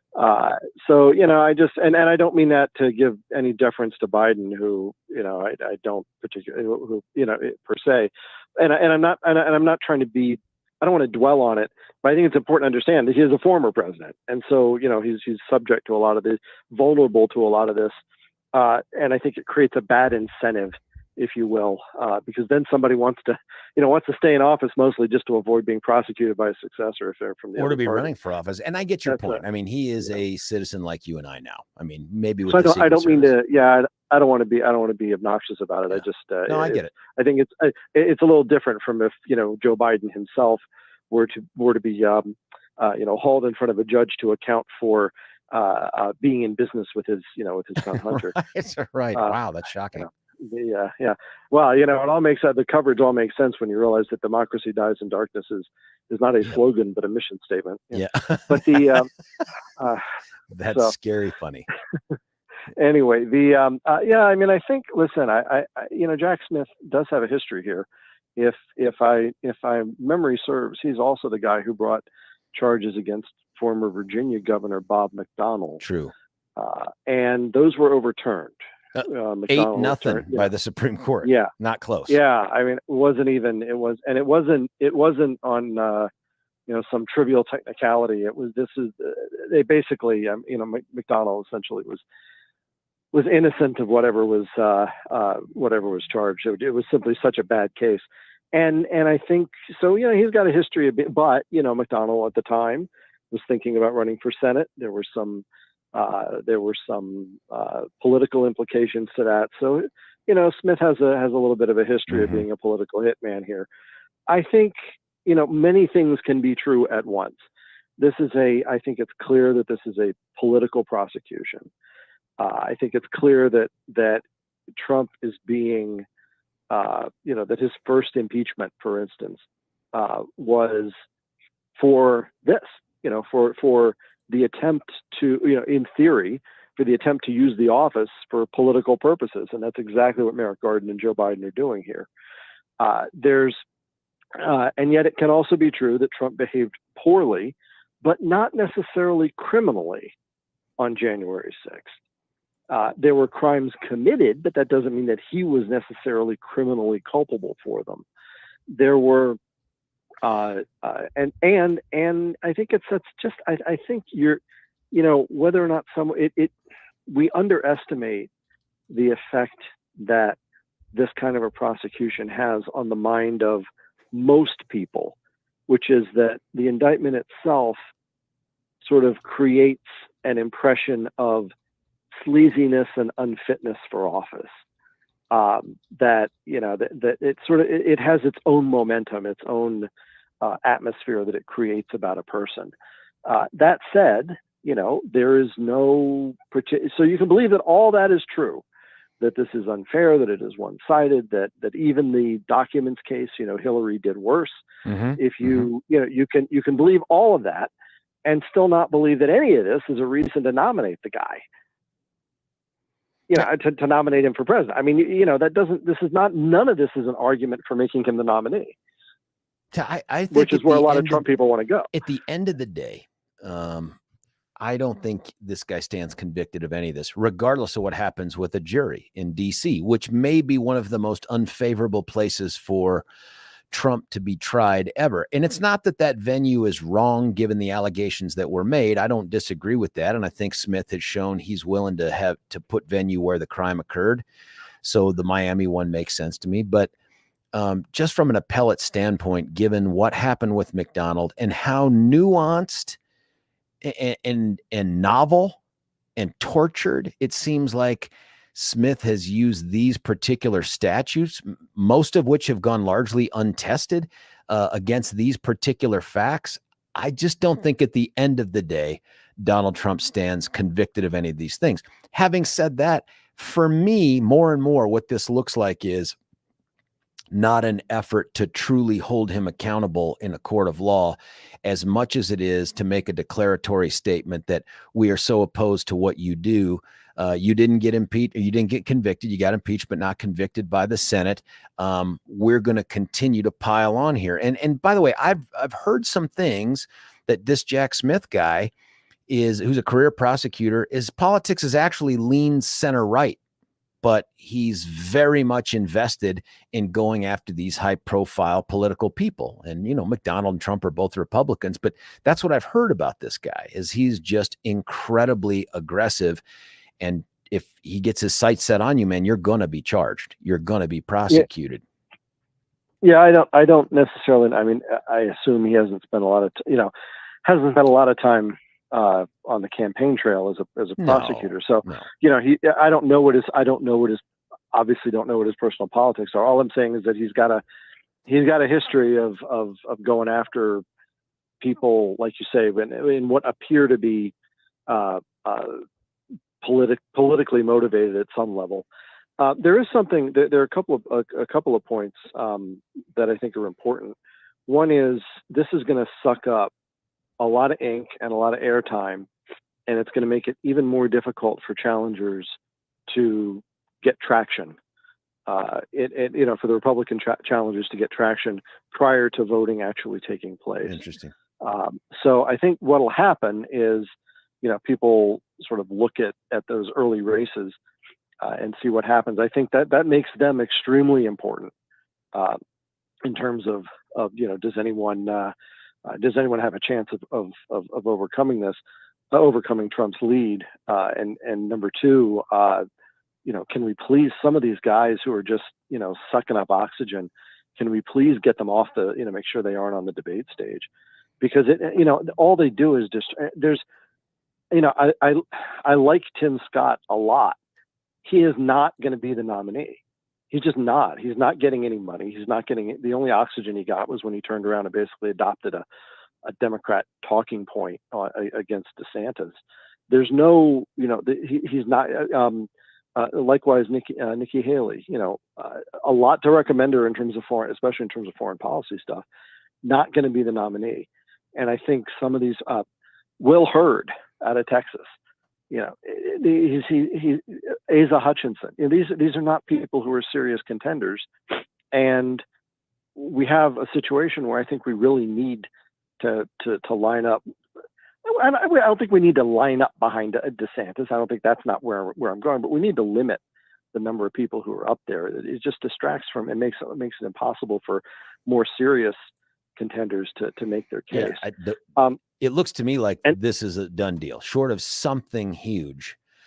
I think Donald Trump's the nominee. I mean, his I lead is so insurmountable. How tell me the path that keeps him from doing it? Because I'm telling you, I can foresee an event where we swear in a guy. If he's not in prison, he is facing sentencing. I mean, or he's set for trial. I mean, we're going to swear that guy in, or at least he'll end up on the ballot in November. Tell me where I'm going wrong. Well, yeah, I mean, and there's also an interesting question about do they interpret do they try to interpret the 14th Amendment as meaning, since he's being charged with fomenting an insurrection, do they try to argue that he's ineligible for holding office because of that? Yeah, but he's not accused of the insurrection piece. They just use that as the salacious backdrop for all the things that he did, but he's not really charged with that. I don't know. I mean, I think, listen, we're concerned about that leads nicely into the other point, which is, well, first of all, to answer your political question, listen, I think DeSantis has an excellent shot of winning Iowa. He's been doing a lot of retail stuff there. He's been going to places where Trump will never show up. He's been, Trump didn't win Iowa in 2016. People forget that. Ted Cruz won Iowa, and so he's doing some. Has been showing extremely well in terms of fundraising in New Hampshire. He would love to get Sununu's endorsement up there. Even though Sununu is not running for re-election as governor, he would love to get Sununu's endorsement up there, and that's he ain't going to be a Trump guy either. Who, Sununu? No. Yeah. So there's so there is a chance that sort of begins to create a little bit of momentum. The other, but to dovetail in, you're talking about this novel legal theories that Smith is throwing up. That goes to something else in terms of this. The rule of law isn't just about what's on the printed page. It's also about how things. The idea is that you can sort of go about your life and understand at some level what the rules are. Yeah, predictability. You want to know what the limits of your conduct are. And exactly. And if you do something, and now it could be, again, it can be wrong. This is not to excuse certain behavior. It can be wrong, but wrong doesn't necessarily mean illegal. Right. And if you go about doing stuff, and then all of a sudden somebody uses a law in a way that it hasn't been used before to try to punish that behavior, that's kind of arbitrary, and that's not exactly what we mean by rule of law. It means, like you say, predictability and understanding of what's permitted and what's not, what's inside the bounds and what's not. And I think there is a real danger. I mean, listen, when National Review, which published the Against Trump issue in 2016, when National Review has their unsigned staff editorial says, this is just bad news in defense of Trump, that this is stepped outside what we normally think of in terms of the rules of regulating conduct. I think we're creating, in the pursuit of maintaining power, this administration is, all the people who complained about norms and breaking of norms, and which under Trump, are perfectly happy to take that to the next power in this case. And I think and people who are inclined to say, well, it's just Trump, he's brought it on himself. Okay, there is some truth to that. But the next time it won't be. The next time it'll be somebody we like. The next time it'll be somebody who's on the whole responsible and is just acting within the four corners of what you expect to be acceptable behavior. And it'll be and it is a means, I'm afraid, of accelerating the criminalization of politics. Oh, this is really bad news. But you nailed it. Two huge things that you said there. One was that this creates an environment where it will be hard for contenders to get any sort of coverage. I think the other corollary to that, and a lot of the listeners out here at 710 text us in too, it's also going to start to drown out the coverage of Hunter Biden. and Joe Biden. Start to. And the phone call. They're not interested. They're not interested in covering it in the first place. I guess they don't want to cover it in the first place. This is the excuse for them to have moved on. But we lose any momentum created by, hey, let's look into this. They're getting some traction. There are some things here that are truly damning. So there's that aspect of it too. But the other part is, you can blame Trump for some of this, but that decision to impeach him that first time and then the second time has so lowered the bar for extreme conduct against elected officials, including the ones at the highest level of government, maybe in the world, if you're going to count the president of the United States that way, that you're right, man. Now the next one will be that much easier. Do you know what I mean? Then, and the one after that will be that much easier. And now the context of the campaigns have all become about revenge and tit for tat. I mean, you've got the attorney general, what's her name, up in New York, campaigning on getting Trump. Alvin Bragg campaigns on getting Trump. You've got the squad campaigning on lock the guy up. And so you have all these things happen that cause people to question the credibility and integrity of a system where it seems like they're just assuaging the desires of their political base and their promises that they made. And then you have Trump saying crazy ass things like, you know, a lot of people say I could have a revenge tour if I get elected. No, I don't think I would do that, but you know, I could do that. I'm like, what are you talking about, man? You should disavow. And the folks, many of whom listen to the show and they text in, they're like, that's right. These guys won't understand until we get Joe Biden. And I'm like, then it never ends. Then it never ends. We have so weaponized the criminal justice system that it becomes worthless. I don't know if you saw this. We talked about this on the show, Josh, but the Gallup poll that rates institutions based on, I guess, approval ratings, if you will, by the public. Third from the bottom is the criminal justice system. Cops are way above that. So it's not police. Criminal justice system, third from the bottom at 14%. The only two categories below it, man, are TV news anchors. Yeah. And Congress. And Congress. I thought it was going to be lawyers. No. You know, Well, I listen, guess criminal justice with lawyers. Yeah. I guess. Yeah. You know, and well, I'm surprised, Doc, given your intro, I'm surprised doctors isn't. Yeah. Doctors should be in there too. Crazy. But I mean, so there are two quick thoughts. I know we got to run. You know, this is the sort of internal navel gazing. Listen, there's always been partisan back and forth. There's always been the ins and the outs, and you know, and usually the parties actually stand for something other than just beating up on the other guy. There is, and I do think, by the way, that if, and I mean this sincerely, I do think that Trump aside, if Merrick Garland or if Joe Biden and whoever he chooses to appoint as you know, the next attorney general, if Garland doesn't stick around, if this continues for another 4 years, it becomes increasingly difficult to root that out. Mm-hmm. You know, Wilson was able to get away with, you know, the Palmer raids and the Red Scare and stuff for a year or two. And it wasn't directed generally against, it wasn't good, it wasn't healthy, but it wasn't directed generally against the opposition party. And this is much more, this goes on for much longer, and it becomes much more difficult to root out because of who gets hired, who staffs this, who's allowed to be to participate in that. It becomes very difficult to root this stuff out.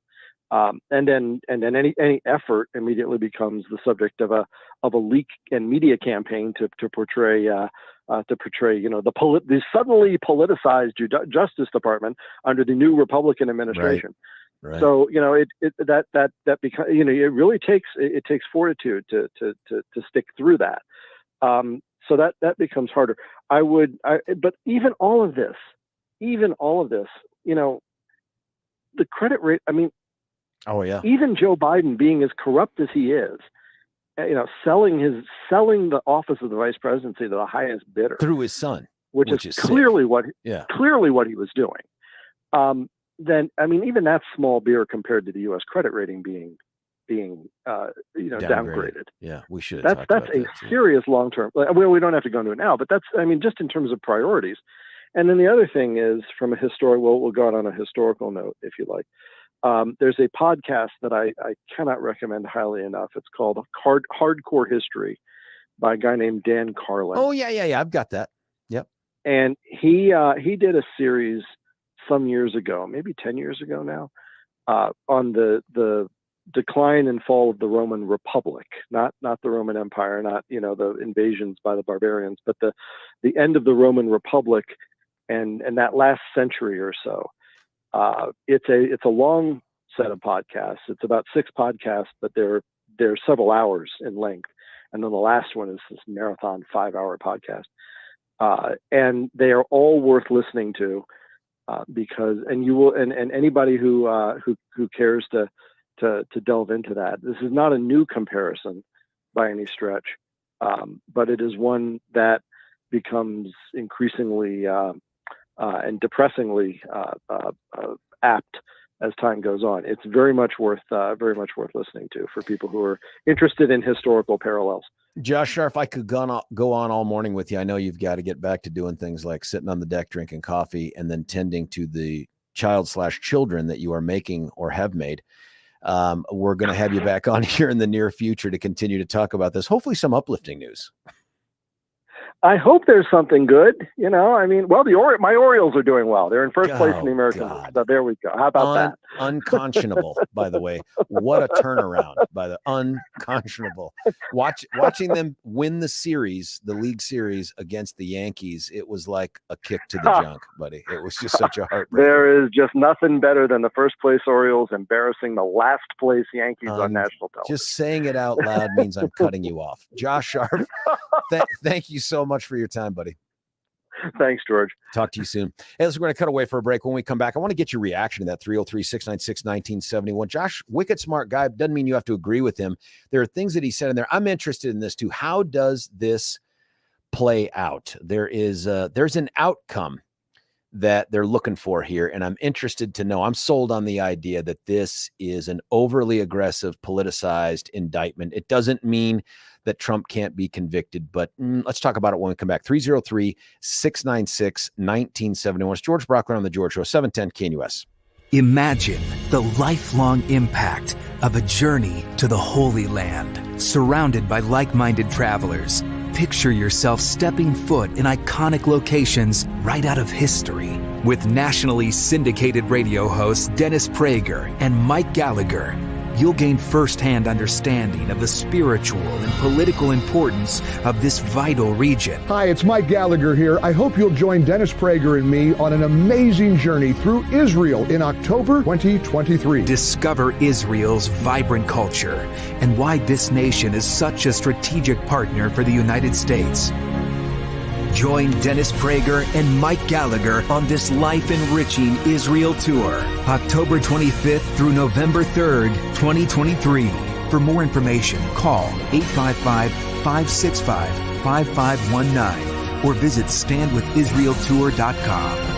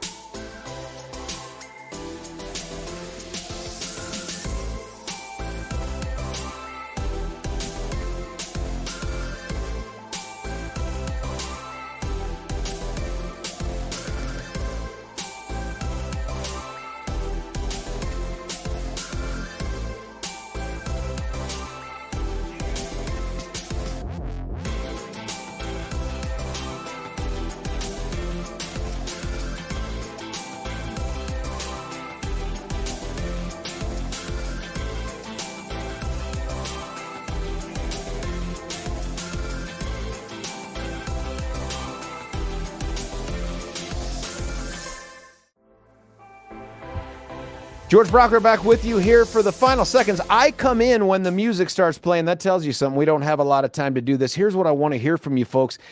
President Trump going to be arraigned this afternoon. Expectations for what happens next. 303-696-1971. George Brauchler, 710 KNUS.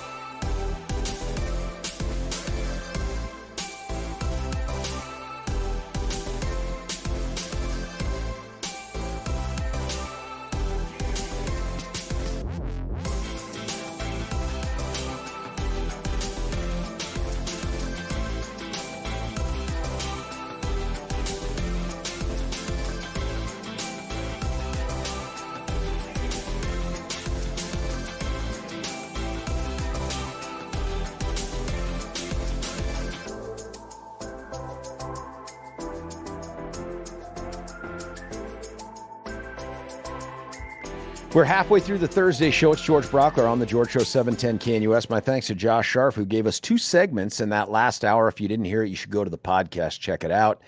Josh talked to us a lot about what is going on in Israel right now. They're having some controversy with their Supreme Court as well, but on a very different level and for very different reasons than we have here. And then we talked about the latest indictment against Donald Trump. There's an arraignment coming up this afternoon. Now, I wish we could cover it this morning. I wish it was going to happen this morning. We could go live and get the sound. I don't expect it to be very exciting. I expect there to be the traditional arraignment. There's an entry of a plea of not guilty. And then they start setting some other dates, and maybe there's bond conditions. I don't know. Maybe he's got to go through some sort of in custody process, but I'm sure none of that'll take place on camera. I don't know. But that's happening. This is all while we are facing a potential presidential showdown here between the same guys from last time. And I say potential because I don't know what happens with DJT.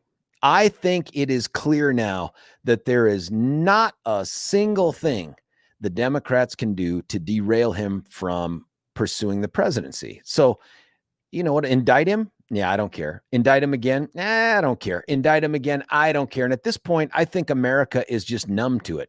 If he gets indicted again in Georgia, nobody's going to care. I mean, it's not going to change a single vote. My guess is the indictment from 2 days ago didn't change a single vote, that nobody was like, oh my goodness, look at what happened in DC. Now I'm on the fence about who to support.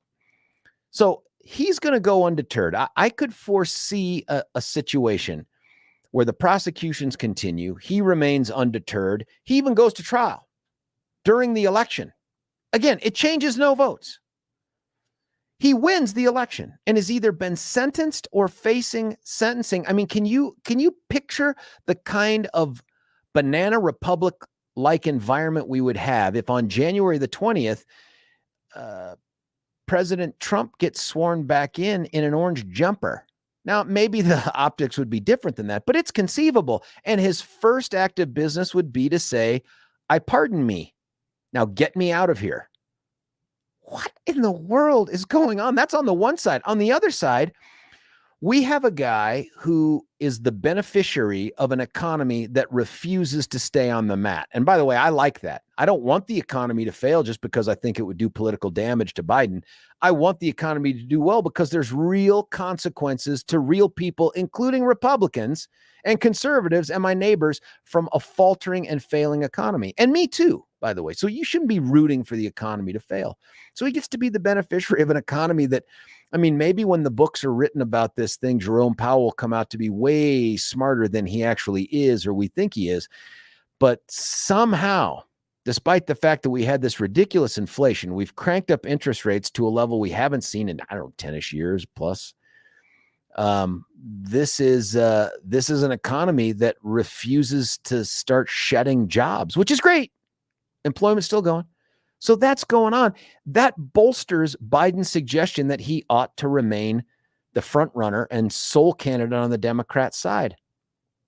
That's very, very interesting. And his party doesn't seem to want to rebuke him or pull him back. I think also they realize this may be the guy that he's already proven he can beat Trump once. We want to keep him on.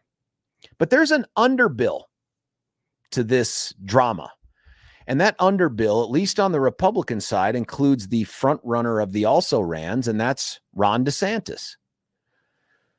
And Ron is running a campaign that is struggling to find its momentum. It just can't seem to get traction. It's not for a lack of money. It's not for a lack of fanfare on the initial launch, but missteps, or at least as they've been portrayed one over the other, whether it's comments about slavery or some of the battles with Disney that have definitely solidified his support with certain parts of the Republican and conservative base, but in no way has endeared him to a ton of Americans out there who just love Disney for what Disney does. So he's struggling to find this footing. And maybe Josh Sharf is right. Maybe he goes to Iowa and he wins. But as Josh pointed out, Ted Cruz won Iowa. That hasn't helped President Trump. It didn't deter him at all. Maybe winning New Hampshire matters, but I don't think so either, because I don't think Joe Biden won Iowa or New Hampshire. He didn't win until South Carolina. So with the changing of the dates of the different primaries and the supers, this and all that, I don't know yet. Could DeSantis pull this out? Maybe. But right now, he's just scrambling to remain relevant. Well, there's another cat out there scrambling to remain relevant because I think he thinks Biden ain't going to be there at the finish line. That guy's Gavin Newsom. He's the governor of another of the largest states in America, California. Now, it's a state, depending upon who you ask, it's either doing really well or really poorly. And my guess is many of the people that are there would love to move if they had the ability to do so, because a lot of them are. So Gavin Newsom has been poking and prodding Ron DeSantis now for a long, long time, trying to goad him into some kind of a debate. Now, that debate serves a whole bunch of purposes. And those purposes include making them relevant and getting earned media. Earned media is the media you don't have to spend money on. And so Newsom's been, he shows up in Florida and demands this and demands that. And so DeSantis has been coy with him up until now. And I think in large part it was because why give this guy any credibility as someone who can go toe to toe with you? Why do that? But when your campaign is struggling to stay relevant, when all the oxygen in the room is being sucked out by Trump, either because it's Trump or because he's being prosecuted, it doesn't matter. It's the same air being sucked out of the room. You got to do something to get on TV sets and to become part of the narrative and to get talked about on this show and other shows like it. And so yesterday, the DeSantis campaign indicated it is willing to debate Gavin Newsom. Two guys who would each like to be president.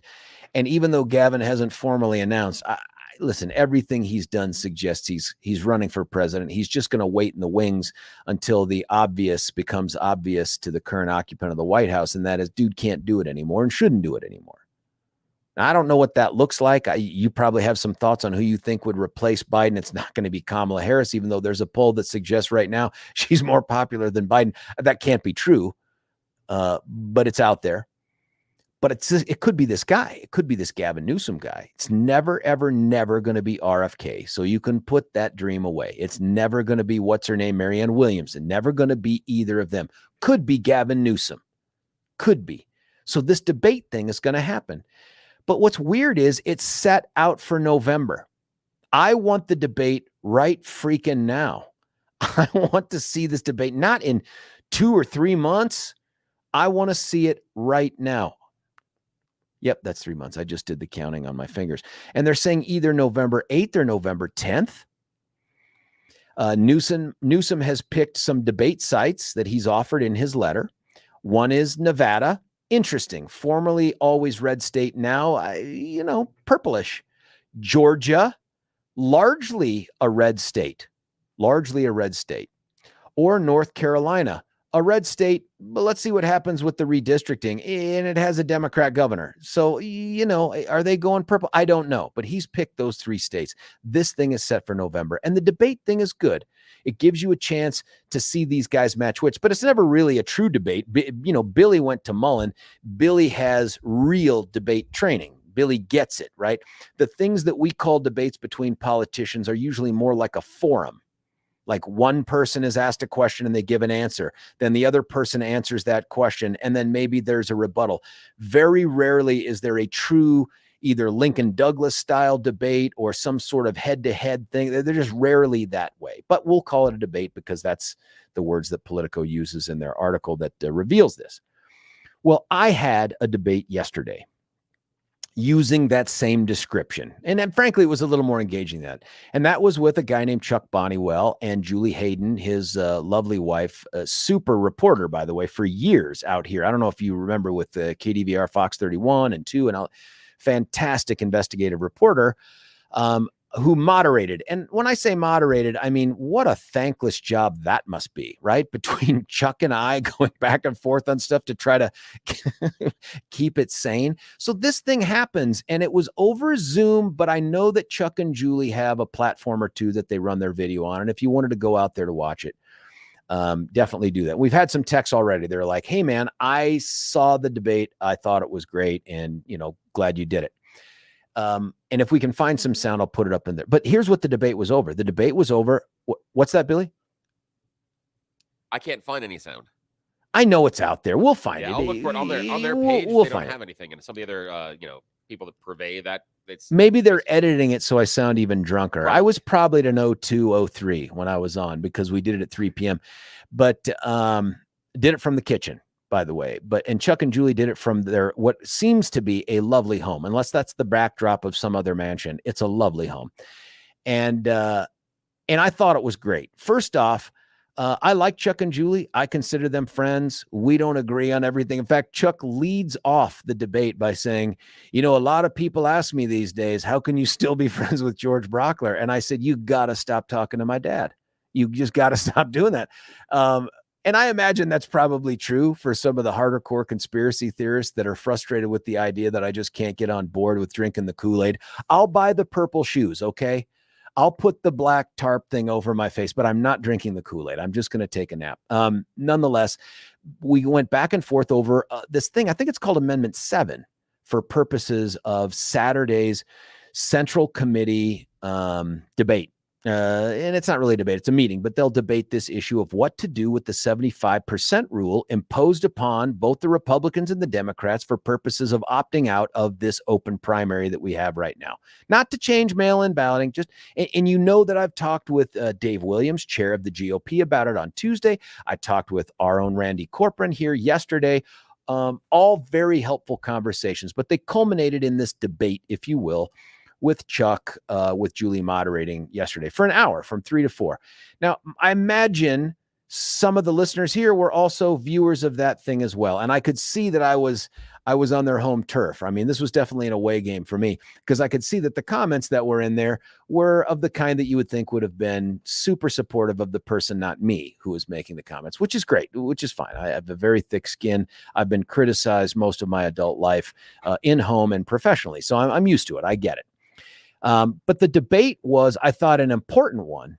And Chuck's points were all valid. Like, I can get about 85% down the field with Chuck. And this is how I described it with him. I can get 85% of the way down the field with you. We're on the 15-yard line. We're in the red zone.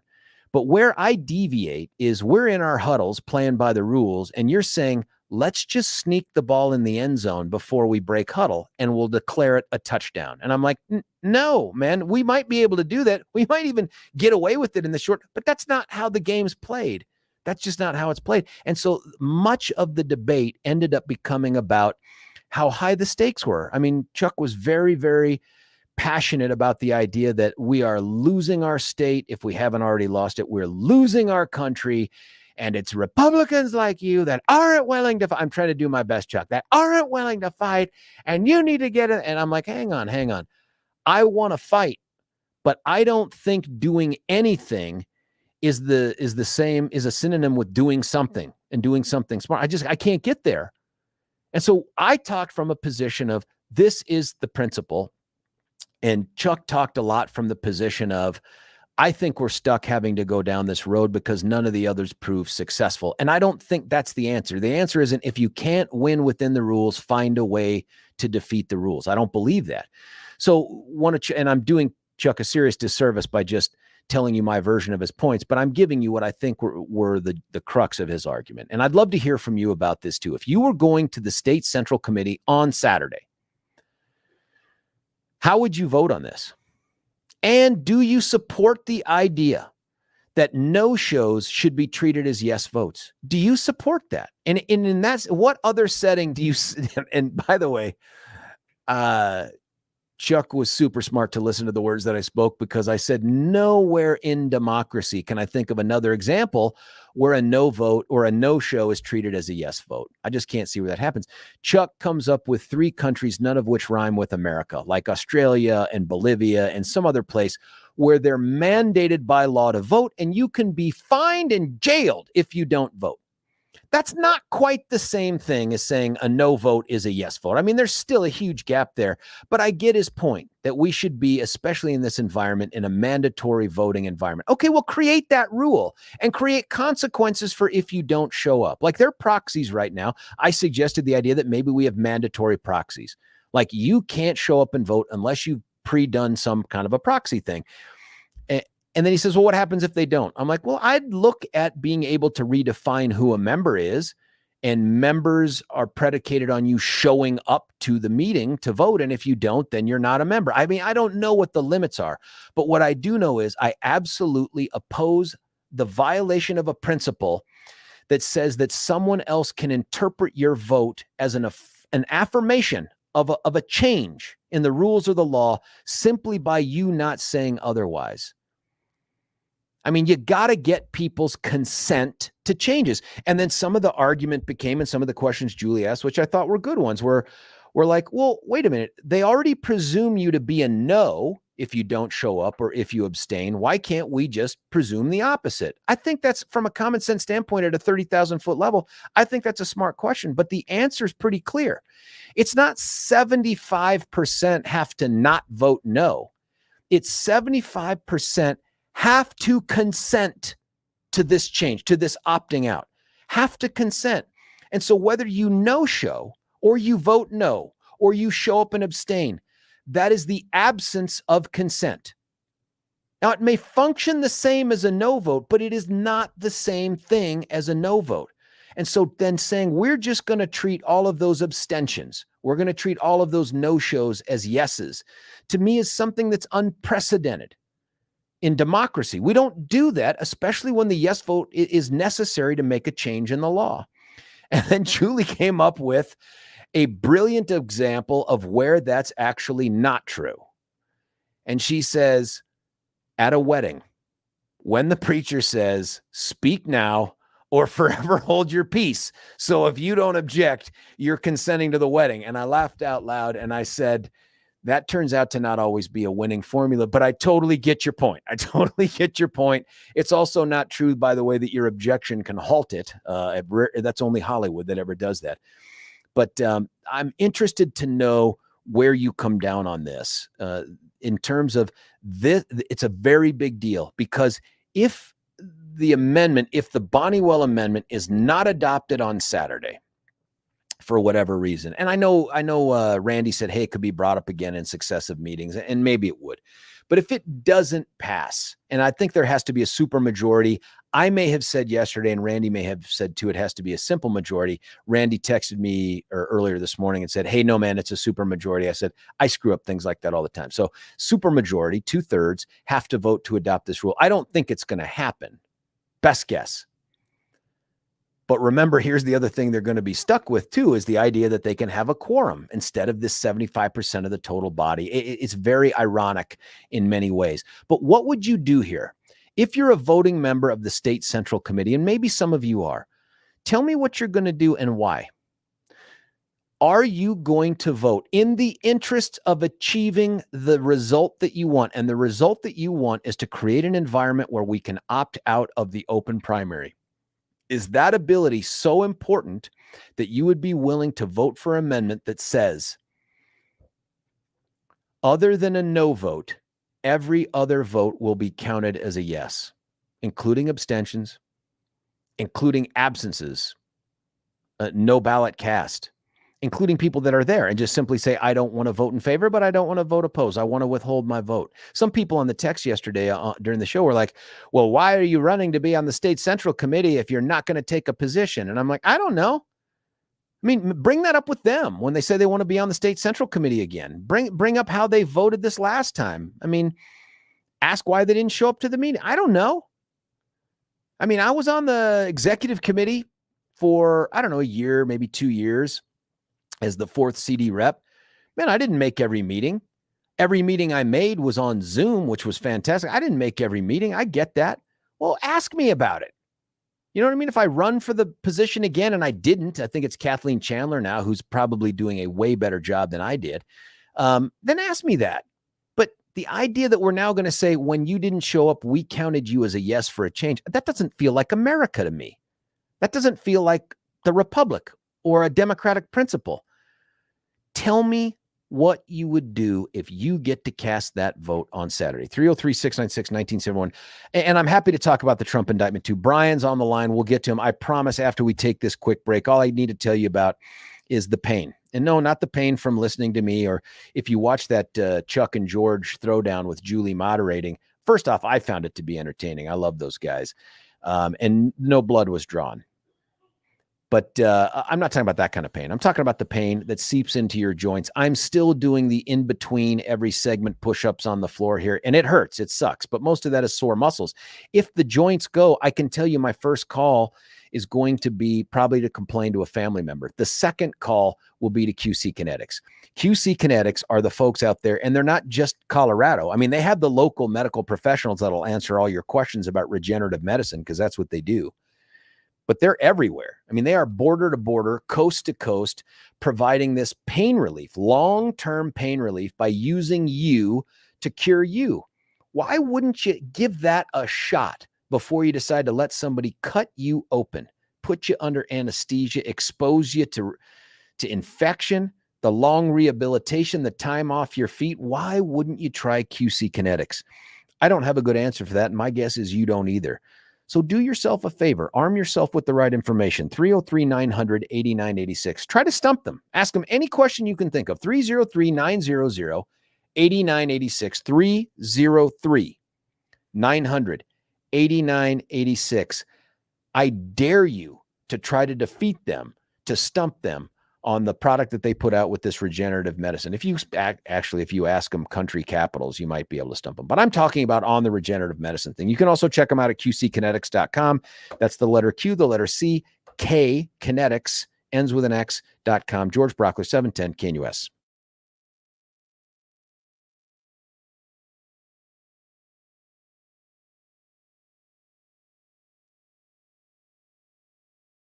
Want to take your favorite radio station wherever you go? Well, now there's an app for that. No matter where you are, stream your favorite shows. Tap the app to listen to podcasts. Talk back to your favorite local hosts. At the tone, leave a message. Call the show. Set your alarm. Enter contests and win prizes. All in the palm of your hand. Available now for iOS and Android devices in the App Store or Google Play. And best of all, it's free. Download today.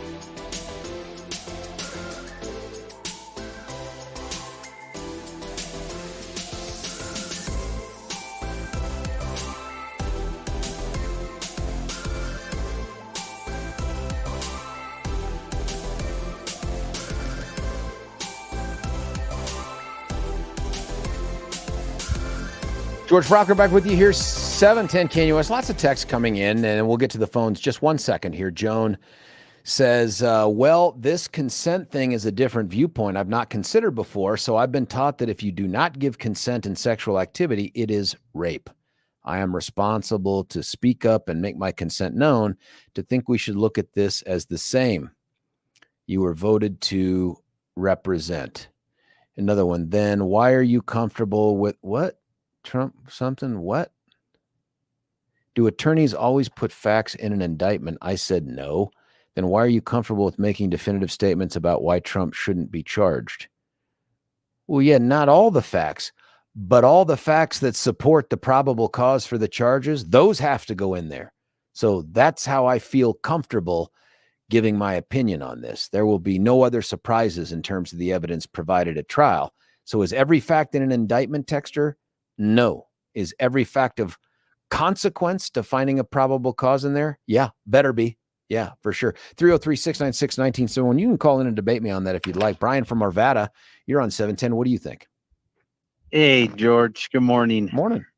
Hey, I read the indictment and hey, the good four for charges. You, buddy. First off, hats off to you. Not everybody does stuff like that. Thank you for doing that. You're welcome. It's legal jargon, and it's not my cup of tea. I know it's a little it's yours. painful. It's a little painful to read. Yeah. It is, but the four out of the four charges, it's like there's no hard evidence.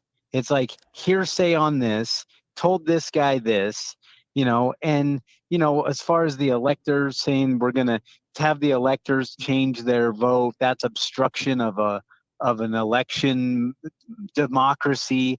I mean, the Democrats basically, what was it, like 10 movie stars went on and took an ad out saying vote your conscience in 2016, saying, don't basically change your electoral college vote. Like, are they obstructing a democracy?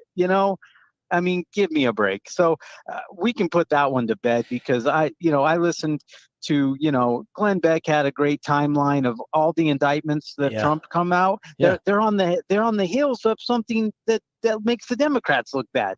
Just coincidentally, it's on the heels of all this Hunter Biden stuff. These indictments are perfectly timed. It's interesting to come out. I brought that up yesterday, that's not Brian, a coincidence, too, and George. that is, why wasn't this a year ago? Why wasn't this why 2 wasn't years it? Ago? Why? Oh, you're right. Exactly. Why wasn't none of these charges would be coming down the pipeline if he was out golfing, not running for president?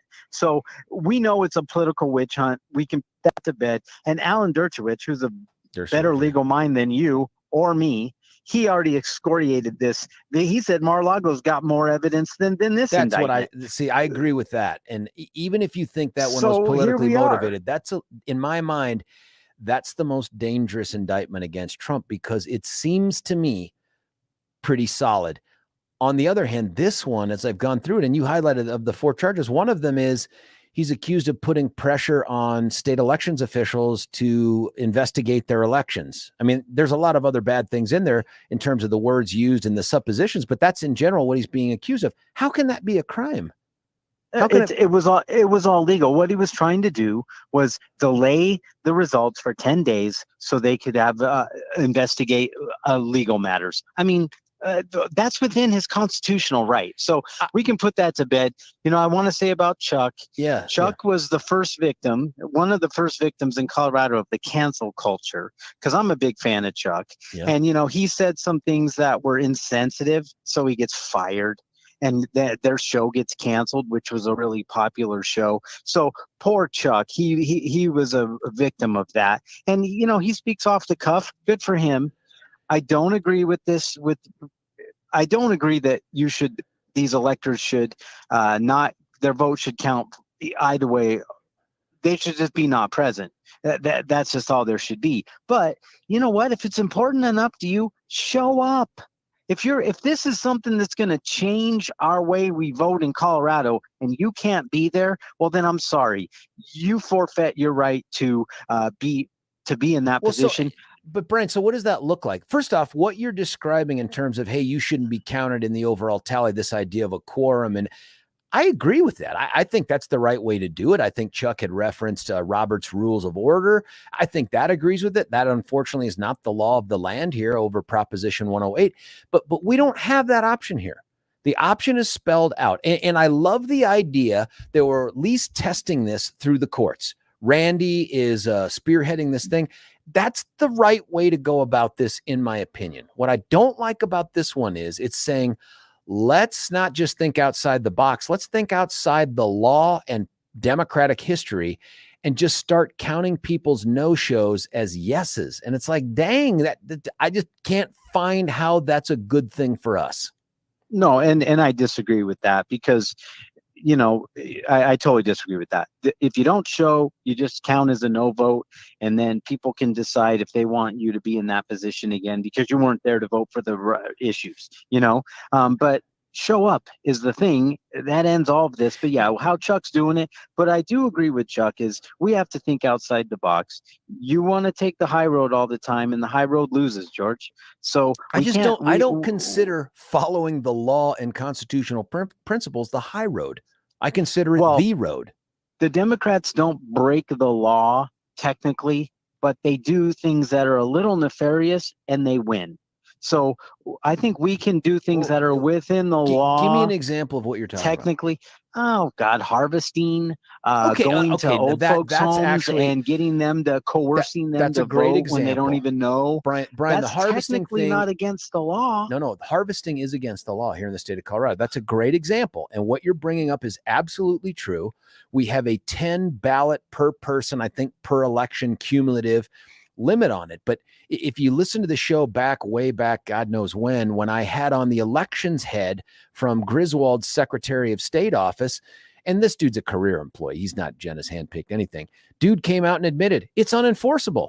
There's just simply no way that we have with current thing. We can enforce that. So you're right. Ballot harvesting, it is technically against the law, but ain't nobody can do anything about it. I've never seen a case of it, even when I was DA. So your point is well made with regards to that. I don't know about the other ones, but that's for sure. But we could do it too, right? Like we could engage in ballot harvesting as well and even bind ourselves to the 10 ballot per person limit. I'm just not sure that we want to do that. I think what we want to do is instead say, we're just not running the right candidates. Well, George, how many times can we say that? We've been saying that for 10 years, and we've been losing for 10 years. Well, so something has to 2014. change. We don't have, that's almost 10 years, George. So, I mean, we've got to have the right people, but we don't. We never will get the right people because the old guard won't let the new people come in. And the new people want to reject. Well, George, look what happened last year, this fiasco with Day, I mean, we had ripe candidates to defeat the people in power. We everything going for us, and we run Brian, the weakest, pathetic candidates. You think Hank Schwanger would have won? No, I don't. But he wasn't the right candidate, and neither was Day. So, but one of them went through the assembly, the other went through the open primary. If that's what we have to choose from, George, we're going to lose. But see, that comes from both. Our party is like two parties. The old guard, which has run us into the ground, won't let go of the reins. And then the new guys are too radical. So we're screwed.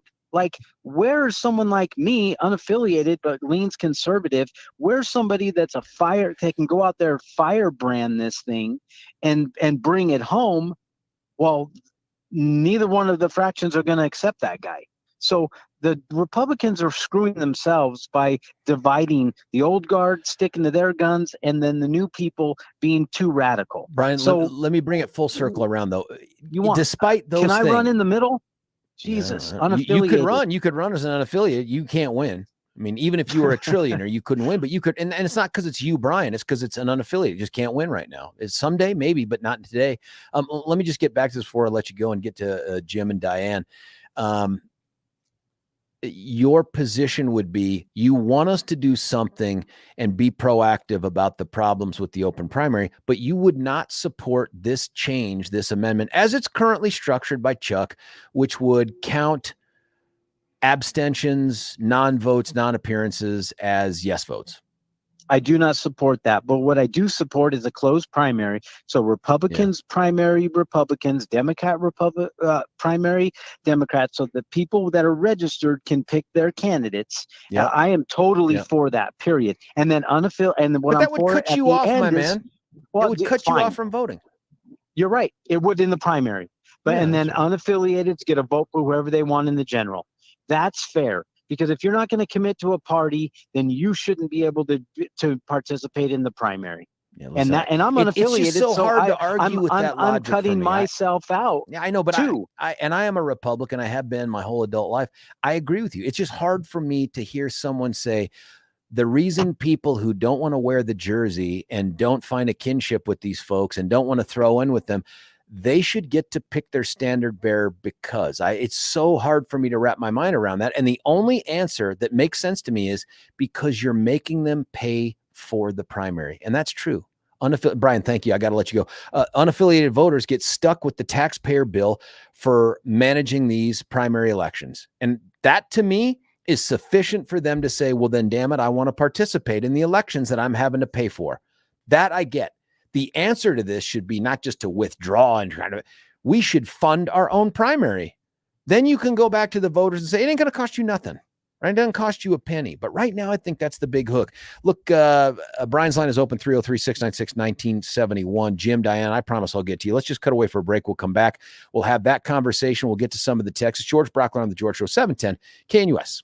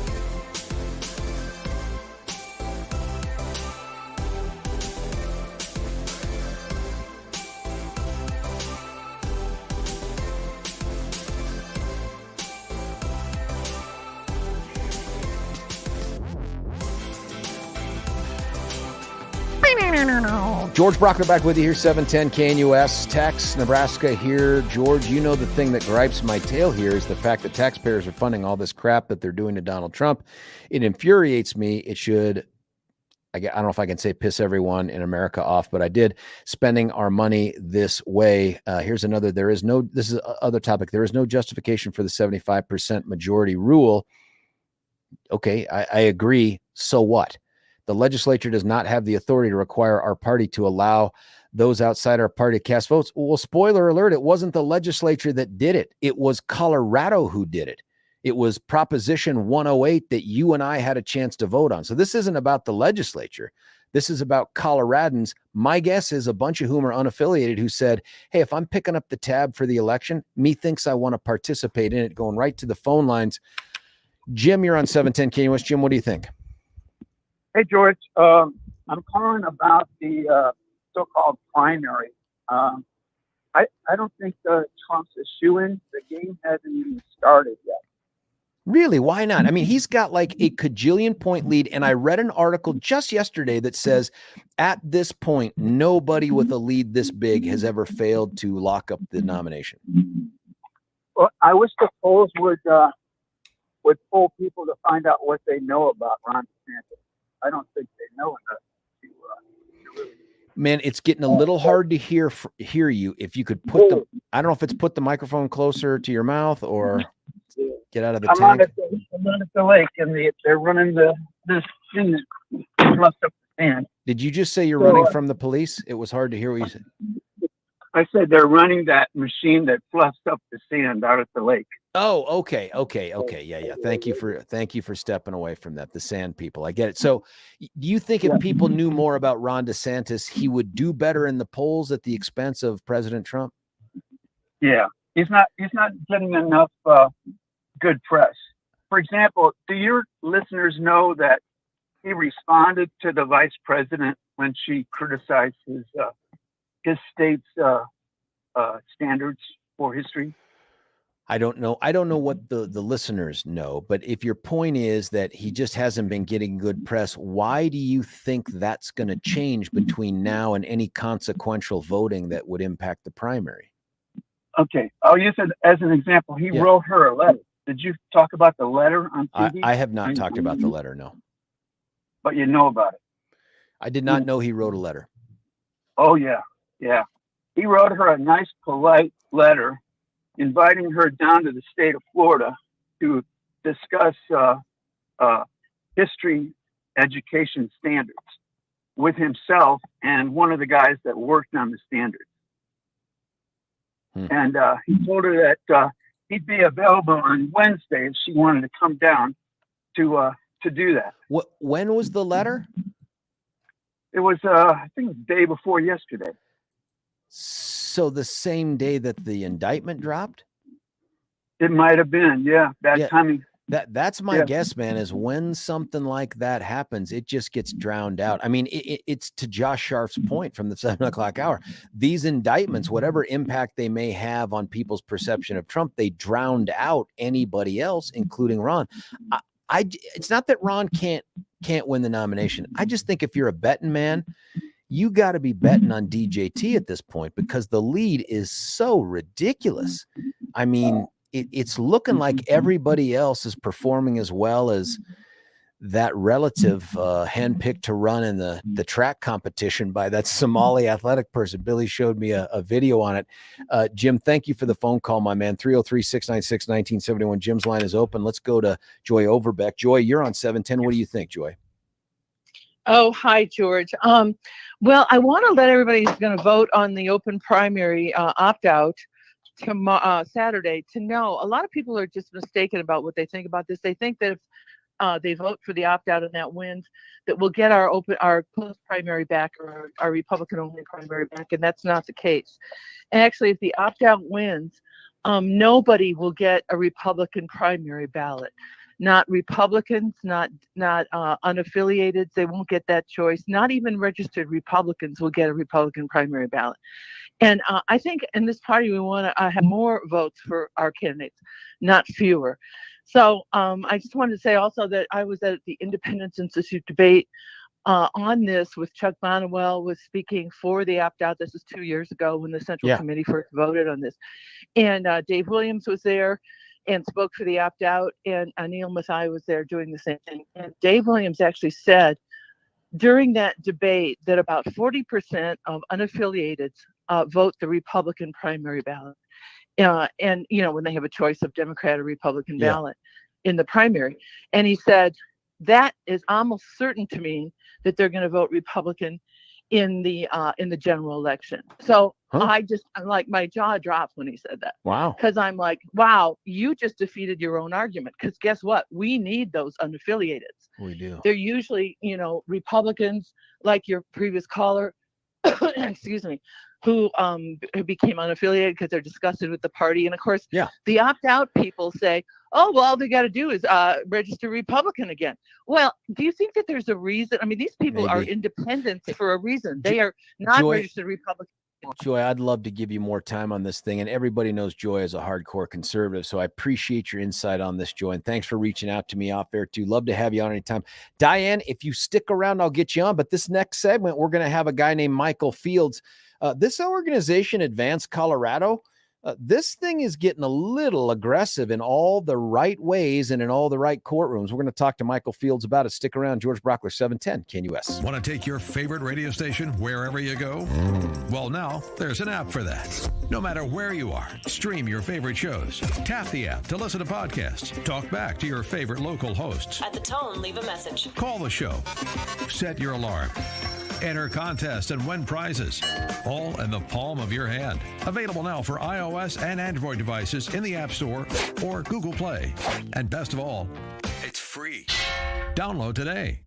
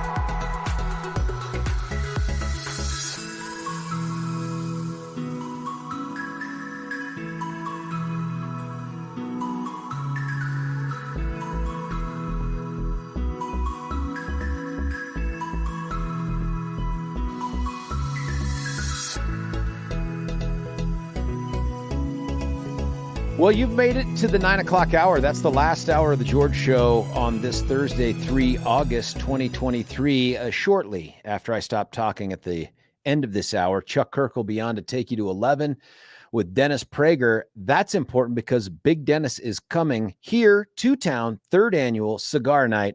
Put it down in your calendars, August 30th. That's out there at the View House, conveniently located right in Centennial off of I-25. I think you can get there from either Orchard or Arapahoe or some such. I mean, it's right there. You drive by it all the time and wonder what's going on. Well, I'll tell you, on the evening of August 30th, it's Dennis, it's you, it's me. They're going to let me say a whole bunch of things on the stage that will likely make this the 3rd and last Dennis Prager event. Who knows? Let's find out. Your ticket can be obtained at 710knus.com. And for that ticket, you are entitled to a first drink, premium cigar. And please don't ask me what a premium cigar is because they all taste like Swisher Sweets to me. You get hors d'oeuvres. I think they call it a carving table. Billy has promised to show up and do his version of henna, which is weird because I didn't even know he was into that. Snake henna, I think is what it is. But check it out at 710knus.com. Now, one person that can't be there because he's too young to be around alcohol is our next guest. His name is Michael Fields. He's the president of Advanced Colorado Institute. Thanks for joining us, sir. Thanks for having me on, George. Are you old enough to drink yet? I am, and it's actually off Dry Creek, not Orchard. Oh, thank you. Thank you, Michael Fields, who has clearly been at the View House a lot more than I have. Now, listen, you have become, and some people are saying this, the strong arm of the conservative movement because you just sue the bejesus out of everybody and everything. I'm sort of kidding. First off, talk to us about why you've been in court a couple times this week. Yeah, so a couple court cases. One is a lawsuit that we filed against the legislature. I don't know how many people have followed this over the years, but for years they've been using the secret voting system where they send out a link at the beginning of session to these, in this case, the Democratic caucus members, and they say, prioritize your bills. What's really important? What should we spend money on? All behind the scenes, all without any public, transparency. And then bills will eventually die or live based on this voting system.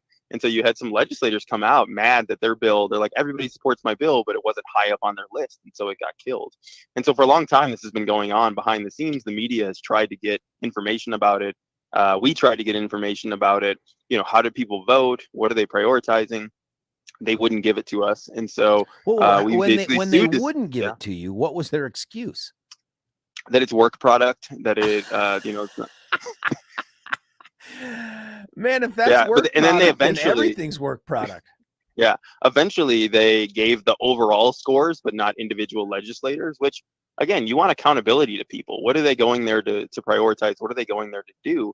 And we didn't get that information. And we thought it was interesting because a lot of these, even the people who, Bob Marshall and Epps and these people who were suing their own caucus over transparency issues, they didn't include this in there. And we said, this is the most egregious secret voting that is dictating how money's being spent.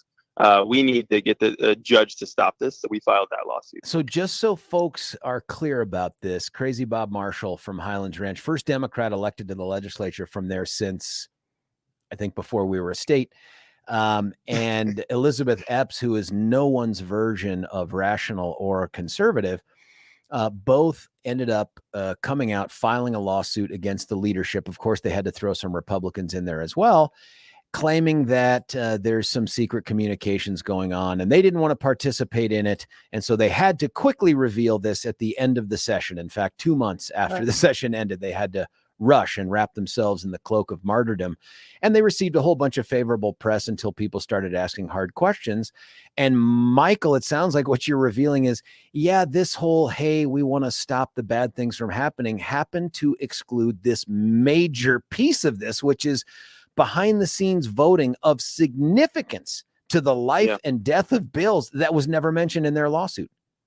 Yeah. And that's why we were like, hold on, this is literally the most egregious open meetings violation. And then, when you request this info, they don't give it to you. It's a core violation. And so we said, look, these are people who are, in Bob Marshall's case, being a hypocrite about this. And they shouldn't be doing it. It should be open to the public. And they know it because the day that we filed the lawsuit, the Senate President Fenberg came out and said, well, we're going to discontinue that. You know, we think that people are confused about how this works. So I just stopped selling drugs. I just stopped selling drugs, officer. I'm never going to do it again. But the House didn't say it. We don't trust them. We're like, look, we're at the point where we need a judge to come in and say whether it's Democrats, Republicans, whether it's Fenberg or somebody else that takes over. You cannot do secret voting about bills and about the budget this way. We need transparency. We have open meetings for a reason, and we have to hold them accountable. That's an important point too. This is not just a Democrat practice over the years. No, Republicans did it, I think 1 year at least, tried it out a couple of years ago. And it's not, so this isn't a partisan thing. We would go and tell them they can't do it either. Like this is, the process should be out in the open. People should talk about, you know, what they support, why they support it, and stand behind their votes. You have filed this, I presume, in Denver District Court? That's correct. And do you know which judge you drew? Goldberg. Okay, well, good luck. No, I mean, you think about Judge Goldberg also had two other cases. One that, you know, we filed recently, the HH case, which is another one that we're still, you know, we're waiting for the Supreme Court to weigh in on, which is another one of our cases. But he also stopped the speed reading, you know, from the legislature trying to get through. So we'll see. We'll see. Who is representing the legislature on this? And I ask in this context, you know, the people's lawyer, as Phil Weiser is wont to call himself, the attorney general, represents every aspect of state government except the legislature. Two questions. One, who's representing the legislature in this? Who's paying for it also? The second question is, has the attorney general's office reached out to you to jump into this lawsuit too on behalf of the people? To the answer to the question, the second question, no. What? The first question, I don't know yet. And I think the problem that they have right now is that, you know, they have to defend the legislature against the Bob Marshall and Epps case. And then they have to have a different lawyer come and defend. The legislature would have to, because you have a conflict between the Marshall one and ours, right? That, like, on one hand, you're defending Marshall and Epps, and the other hand, you're going after, you know, the legislature. So I don't think they figured out who their lawyer is yet. But the interesting thing is they want to move this quickly in the courts. We already, you know, got reached out to about when's this hearing going to be scheduled, which, you know, as you know, some of these take forever. We have a gas tax lawsuit that you know, the motion to dismiss hearing is coming up after a year. So, you know, this is one though that I think will be a little bit more speedy, that there's some interest in. And these are taxpayer dollars that are being spent on this. Yeah, I mean, it's going to have to be if the legislature is defending itself. And so I think it's unfortunate. This is why you don't do these things if you're the legislature, right? Like, do it the right way. Otherwise, you know, you waste taxpayer money in order to try to defend practices that shouldn't be happening anyway. And if they would have said we were going to stop it, you know, and released all the information, we came up with a list of things that were very fair and followed the law on, you know, why we would not file this lawsuit. They didn't do any of them. Yeah, that is so interesting. Who are the attorneys they hired for the Crazy Bob and Epps? I haven't looked at either of those. I'm anxious to see who it is. Does it rhyme with Gruskin? Does any? I bet you one of them is gonna in one of these cases it will, for sure. We're talking with Michael Fields. He is the strong arm for the conservative movement and the president of Advanced Colorado Institute. That's not the only lawsuit that you managed to gin up and file this week. What's the other one? Yes, the other one we're filing, I think we'll file today, is on a First I thought you Amendment did it yesterday. Oh, dang.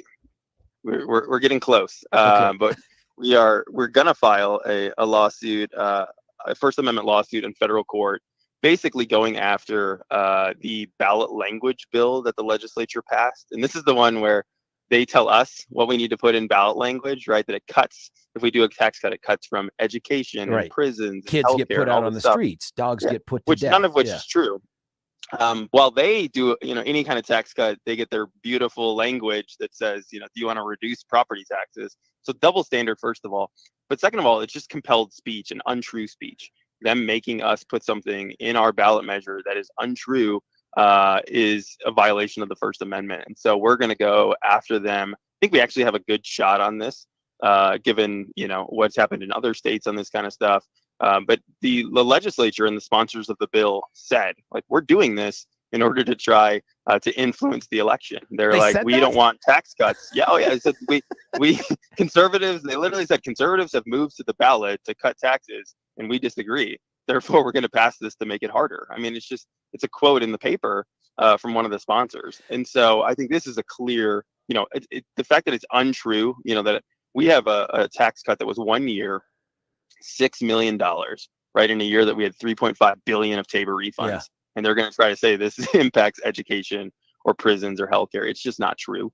So Right. I think we have a decent shot at this. We'll go for a preliminary injunction and just get things back to how they were. Where if we put a tax cut on, it says, do you want to lower the tax from 4.5 to 4.4%? Yeah, Scott, that's all we're asking Scott for. Sinestro Wasserman would say, but you get other language on there. Like every time they want to increase taxes in big, bold letters there, big capital letters, it says, shall taxes be increased? And for a lot of people, my guess is that's all they read, and they're horrified by that because as it turns out, people really care about raising taxes on themselves. And that's why they hate Tabor. In this particular case, in addition to causing cancer, I'm sure that tax cuts do a whole bunch of horrible things. But your argument to me strikes me as so obvious. And frankly, maybe if you were to either put this on a website or on a cake, you'd get more protection from the Supreme Court. But why didn't this succeed at the state level? I presume you started at the state and said, hey, folks, this is a violation of, freedom of expression, freedom of speech, whatever Colorado's version of the First Amendment is. Did you do that? Yeah, so we did do a version of that. When you go to title board, you put your ballot measure in. They give you your language. They give us this bad language, and you can appeal up to the Supreme Court directly. And so we did that, and the Supreme Court just upheld what the title board did. The title board was following the law. There was, we made these arguments in that brief, and they just said we affirm what the title board did. And so this is why we have to go the federal route. Is the Supreme Court was unwilling to step up and say this is a clear violation. And to your point about the tax increase, that's in our Colorado Constitution. That, right? We passed Tabor, and it says we want to put at the beginning, shall taxes be increased by a certain amount. This is where the legislature comes in, meddles with the citizens initiative process, doesn't hold themselves to the same standard, right? But I think the biggest part of this is that it's untrue, right? It is absolutely untrue in certain cases, and therefore this gets struck down. And we think we have a better shot in federal court, as you and I have talked about on the show many times. State court is very tough to get anything through, especially Tabor related or citizens initiative related. So we think we have a much better shot on the federal side on the First Amendment. Well, we haven't had a Republican appointed judge at any level of the state judiciary since Governor Bill Owens left office. So I'm not saying it's all politics, but come on. Another thing, that vote out of the Supreme Court to uphold the title board's nonsense. What was that vote? Was it unanimous? Was it split 4-3? What was it? Yeah, so they don't say. They just say the Supreme Court affirmed. And did they put any numbers on that? Did they address the no First Amendment? Just affirm. There's no explanation. Yeah, so typically they'll only affirm and not write anything. On the other side, if they overturn something from the title board, they'll put out their decision and reasoning behind it. But this is kind of an expedited process going straight to the Supreme Court on ballot measures. So no, we don't have really a justification why not. But again, our First Amendment going to the U.S. Constitution saying it's compelling speech is a totally different, argument. Yeah. No, I like that one. Now, there is something else going on that we were going to talk about here, and it's not just the two lawsuits. You guys are super busy out there. What is this other thing you're taking on? Yeah, so we have HH on one side, as we've talked about before. There it is. The other thing is truth in sentencing. That's it. The other thing. 71. Yeah. So we got that through title board yesterday with good language. But really this stems from, some of the stuff that you dealt with as DA. I read a story, and the story much better, but this pedophile in Aurora who was impersonating an ICE agent, sexually assaulting children, and gets out of jail after 39% of his sentence.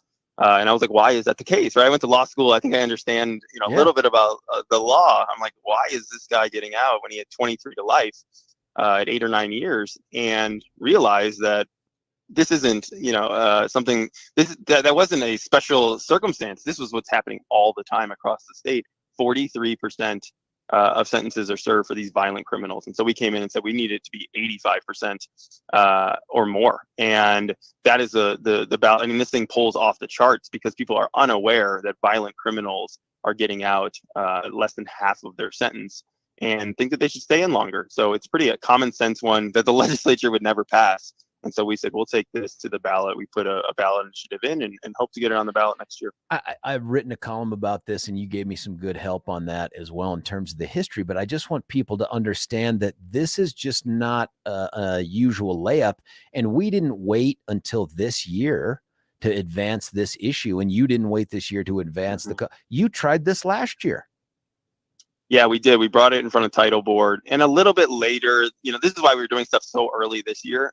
It's because we know that they're going to put up every roadblock, every procedural roadblock, everything they possibly can to not have this on the ballot. And we were thinking about putting it on last year, knowing, and crime still remains a huge issue, but how do we deal with this, last year?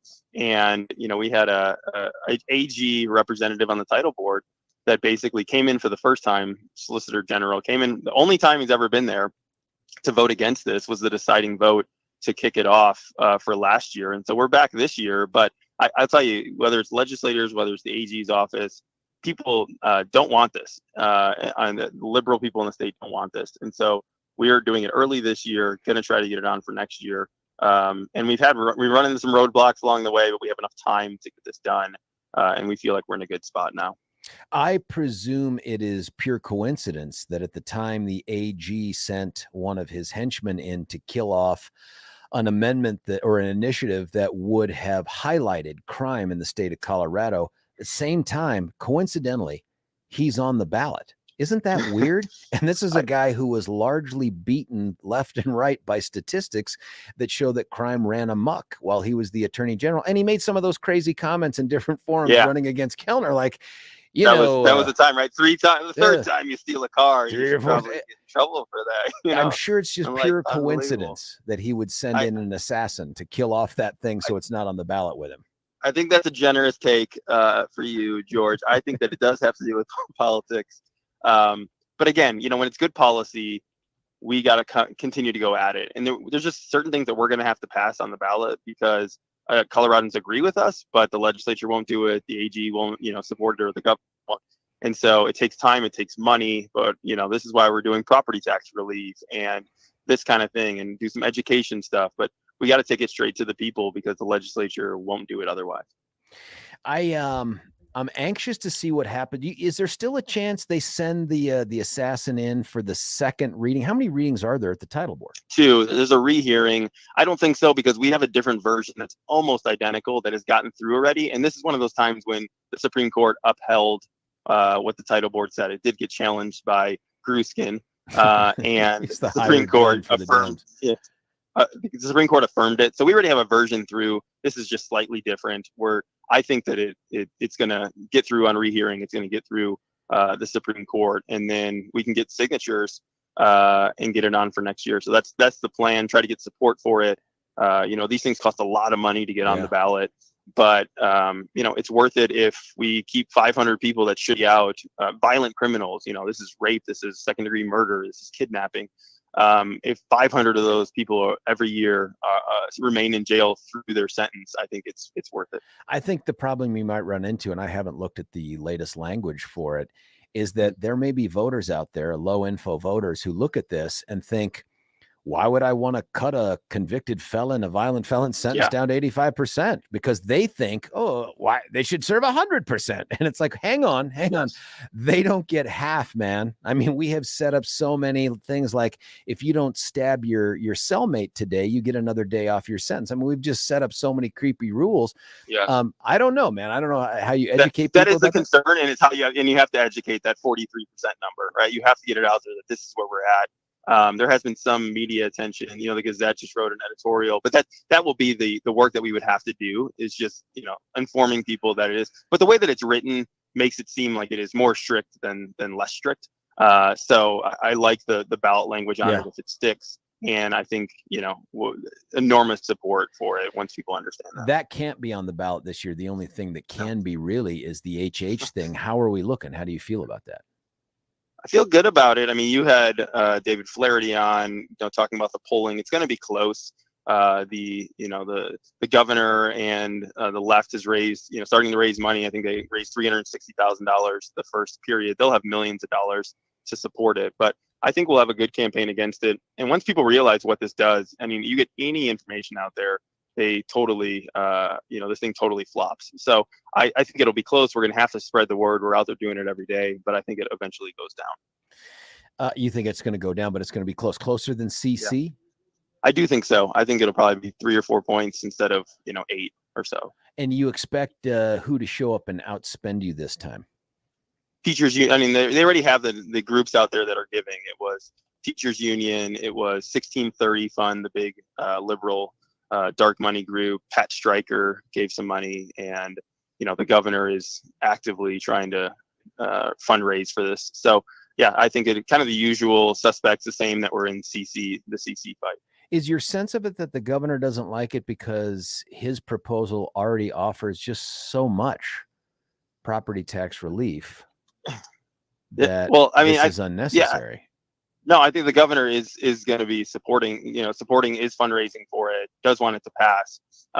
And so I think, he looks at it as he's already given a bunch of property tax relief. This is a little bit more, but, wants to take our Tabor refunds. I mean, he supported CC to take away. This isn't a Tabor supporter. The only time he liked it was when he was giving the Colorado cashback money back, right? Well, when he was running for he had to rename it. He That's couldn't say, hey, time. you're getting your Tabor refunds. He had to rename them as the Colorado cashback.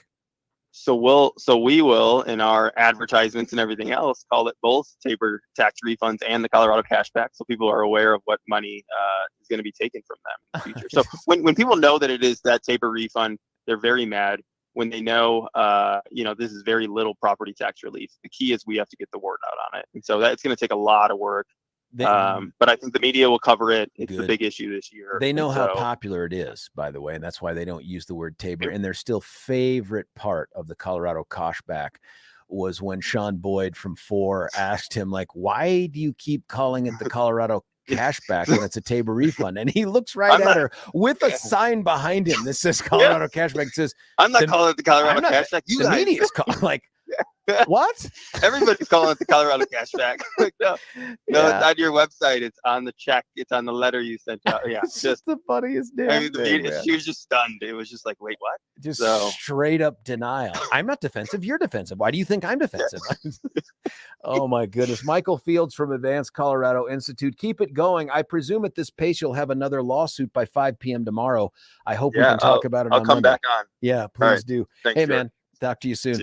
Hey, that was Michael Fields. Always does a great job. Listen, when you talk about trying to fight what's going on in terms of Colorado's lurch towards the left, this dude's on the tip of the spear with this. I mean, we should do it with candidates, no doubt about it. We should do it at the local level and all that. But this is a guy, also, if you look at Michael's track record, incredibly impressive, especially for a dude who I think is 19. In fact, I think he has a play date with my son coming up at some point.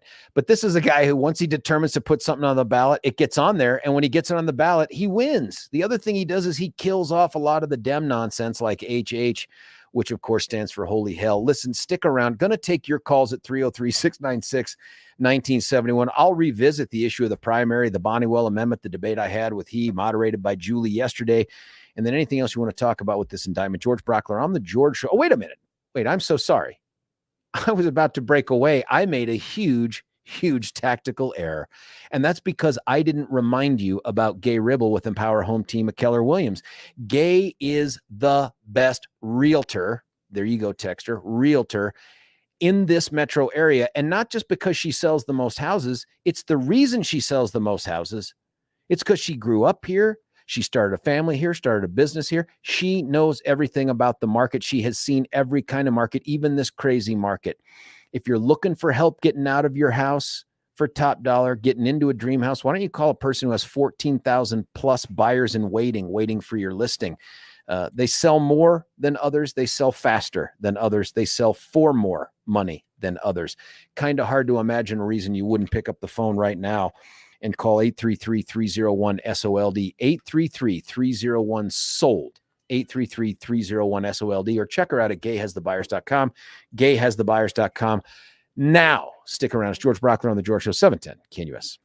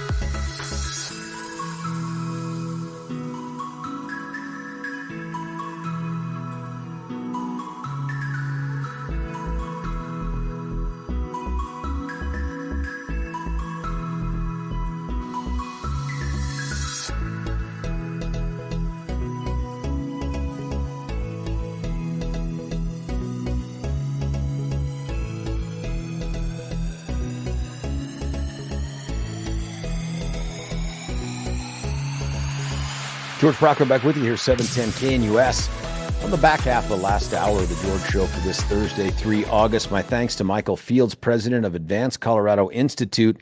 Love chatting with that fella, especially about the great work that they're doing. I got to be honest. The fact that they tried the lawsuit initially over this ridiculous ballot language in the state courts and failed is redunculous. I got to believe it's going to go better in the federal courts, especially since it's about compelled speech. That seems to be kind of a big deal today. Ask Lori Smith, who we're still trying to get on the air. Billy, any luck with that? Any luck with getting Lori on here just to chit chat about how things went with the Supremes and all that? Yeah, I got it.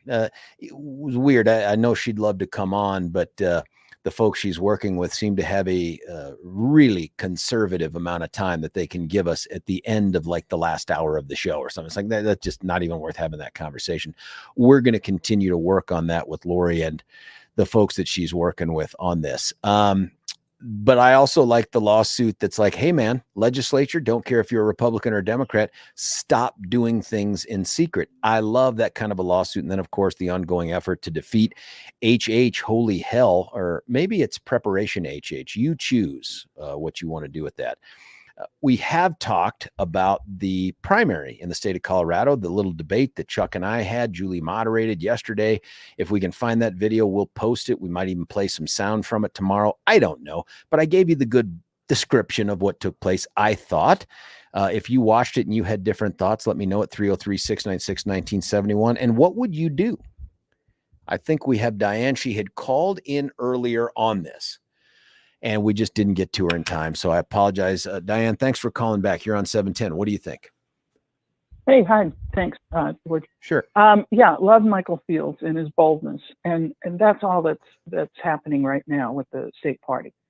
Dave's trying to take a bold approach, and he is the most conservative leader we've had grassroots in many, many, many years. And he's not trying to cut anybody out. I think Joy had it wrong. There's going to be more people able to vote for the primary than we have in the past. And I would just tell people to have some faith, get some guts. You know, we've lost this country, you know, basically to the left, to the world order, and we've lost this state because Polis goes right along too. And so to keep doing the same thing over and over again has got to be freaking insane. People who do not want this either don't understand it or, you know, they just don't care that how the state goes in the future. Diane, can I ask you a couple questions about it? Hang on. Opt in to the closed primary. Yep. That's what we need to do, is opt in to the closed primary. Diane, here's the question I have. You said, hey, under this proposal, Dave's going to find a way to get even more Republicans to participate. How is that possible under the scheme that's being voted on Saturday? How is it possible to get more Republicans to vote than a system right now that sends a ballot to every single one of them? You get to choose who is going to be running in the primary. You get to choose the primary candidates. Who gets and then to you choose? Get to vote on them. Who gets to choose? The registered Republicans. How is he going to do that? There's a white paper out on it. We don't need to get into look. You got to have some trust and faith. Absolutely not, man. We're not the party of trust and faith. We're the party of checks, balances, and skepticism. We are the. We're the party. We're the party that screamed election integrity. Too much. Yeah. This is integrity. It is integrity to tell people a month ahead of time that we're going to change the rules so that we can achieve the purpose of having a closed. Is the purpose primary. of changing the rules to achieve some known outcome, or is it to provide a greater opportunity to get representation there? We don't know the outcome. We don't know the outcome. It's to give us a better chance to have a fair vote on the topic. And why is it a fair vote? Target. Why is it a fairer vote? No, to have a fair vote to reach the insane 75% that's required. Diane, you've heard my position on this, and tell me why you think it's okay to treat a no-show or someone who abstains in person or any of those kinds of things as a yes vote. Like, where else does that Extraordinary seem times, like America? Extraordinary times need extraordinary measures. Doesn't that feel Because like 75% Machiavellian is principles? extraordinary. No, it doesn't at all. How come? And people have been notified ahead of time. This is the way this particular vote on that one item, not anything else. Why not, though? Is going to go. Aren't there still extraordinary times? Why couldn't we take extraordinary measures on other votes? Well, I suppose we could, but it wouldn't be voted in. Well, why not, though? It sounds like, see, this is my concern is once we say we don't like this in anything except that, there's not, Diane, that's not a response. Oh, stop isn't a response. Tell me how this isn't the camel's nose under the tent of principle here, where we say just this once we'll do something we can't point to ever happening before in America. Because it won't be, George. My answer is just as valid as yours. You don't know that it will.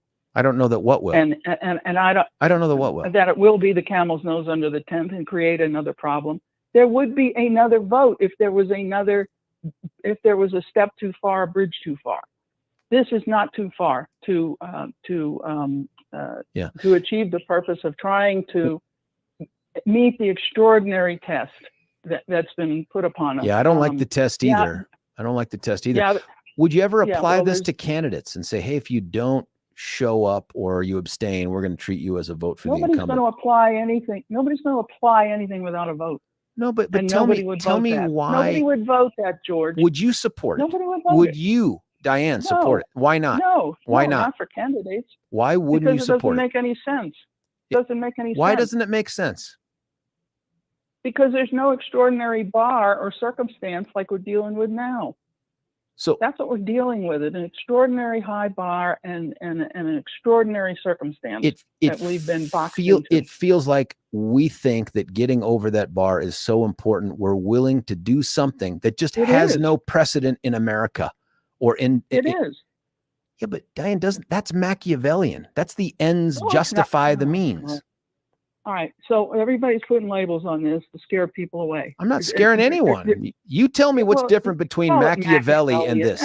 Tell me what's different. Ridiculous. Diane, tell me what's different between it. I don't know that much about Machiavellian. How about this? Just the phrase, the ends justify the means. Tell me how that phrase doesn't apply to what you said. The ends justify the means. The ends do not justify the means here. Okay. Because we're taking a vote that has been advertised and has been advertised to everybody for over a month.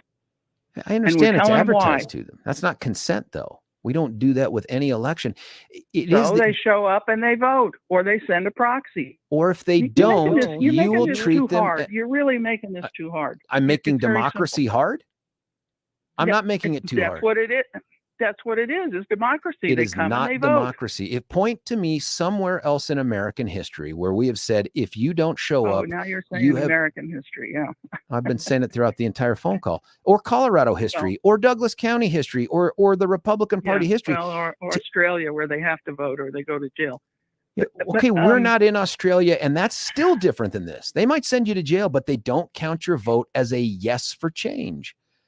So what I'm saying is, how is this a conservative principle to say we're going to treat your failure to register your vote or your decision to abstain from voting? Think about that, Diane. You're going to have someone standing next to you in that central committee who listens to the arguments and decides, I don't support this, but I don't want to vote against it either. And you're going to say, you just did, why sucker. Wouldn't they want to vote against it? It doesn't matter why they would. It's called freedom. Well, they should. Yeah, it's called freedom. And it's freedom to run this amendment and tell people this is what we want to do. No doubt it's freedom to run it. I'm telling you why I think fine. It's not good for us. This is not a principled position. What's not good for us is to stand on such high principles that we get killed by the Democrats in every single election. What other principles should we step down from in order to win? Well, this one? That was bad choice of words. They were your choice of words. This isn't a principle. Yeah. I just said it was a bad choice of words. So it's not a principle that we're stepping down from. It's a mechanism.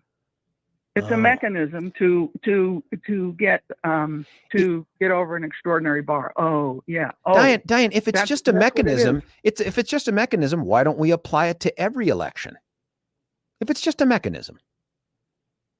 Because we'd have to have a vote to do it, and nobody would vote for it. No, how would you vote for it? No. Why? I vote yes in this instance. I know, but why would you vote no everywhere? I know. But why don't you like it for every other setting than this one? Well, I don't know what the setting is, but any other election, why wouldn't you apply what you're trying to do here to every other election? Because as far as I know, I don't know what the elections are for.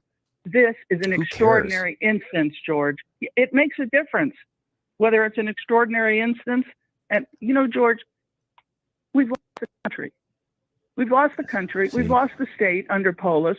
And Republicans want to sit around and whine and wring their hands and have all kinds of angst. Do you think this has cost us the country? This 75% rule that Coloradans voted on, that's cost us the country? I said Colorado. We've lost the country, comma, and we've lost Colorado under the Democrats and Polis. And people want to sit around, pick nits, and not just take a vote up or down on this issue without all the angst and hand wringing and why couldn't you? Why couldn't you? I like the lawsuit Randy's running. I think that's a great way to try to attack this. Why couldn't you just put something else on the ballot, Diane, to undo this, or amend it, or to get rid of it? Why not just do that? To change the 75% rule, the ballot, the one that goes to voters. Why not do that? Ballot? Yes, oh my God! That's right. We don't, George. We don't have time. Hold on. Why have you not done it for the past 10 years, or 5 years, or 3 years? Why didn't Christy Burton Brown do it when she was directed to do it 2 years ago? That's the question. Yeah, were you advocating for that, Diane? I don't recall that conversation. Absolutely. For a ballot initiative that would undo this? What? No, not a ballot initiative, but to start the lawsuit. Yeah. I'm saying, why not launch a ballot initiative to undo this? George, that takes millions and millions of dollars. Are you going to fund it? It doesn't take millions of dollars. It takes a grassroots effort. It takes a grassroots effort to get it done, Diane. No. It takes it. We're also spending. Billy brought up a good point. We're also spending $250,000 on attorneys. So I don't know. Diane, I appreciate your position. Thank you for calling in. 303-696-1971 is the number. We got Sue on the line. We can probably take one more. Let's cut away for a break after I tell you about a principled guy named Dan Caplis. He and Bob Wahid, another principled dude who is still ridiculously young. If I'm doing the math, Bobber might have just crossed over into his early 40s. Dang it. I knew Bobber when I was in my early to mid 40s, and he was a superstar lawyer back then. I know because I did his first trial with him. He and Dan are out there fighting the good fight all the time against the big guys, against the insurance companies, the trucking companies, businesses. I think I mentioned this once before. I remember there was a collapse of an escalator at Coors Field. Do you remember that some years ago? And people got really hurt.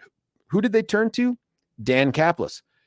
And Dan said, I will help you. I will bring you justice. I can't tell you the number of cases that come across Dan's desk. And really the only analysis is, can we bring these people justice? Can we figure out a way to get them everything they're entitled to? So if you're willing to sign up with a guy who won't take a penny until he earns you a ton, and he just gets a percentage of whatever he earns you, what a great incentive is that? You'd like that from your investment banker too, wouldn't you? Like their fee goes to anyway. Dan works on a contingency fee, and that means he gets nothing unless you get something. And that's a big, big deal. And he's been doing that for years. And folks love the representation. They love the fighting. And they always come away feeling like, I'm so glad I picked up the phone and dialed 303-770-5551, 303-770-5551. You can also check them out at dancaplisLaw.com. Caplis is spelled with a C, C-A-P-L-I-S, dancaplislaw.com. When we come back, Sue, everybody else on hold. It's George Brauchler, 710 KNUS.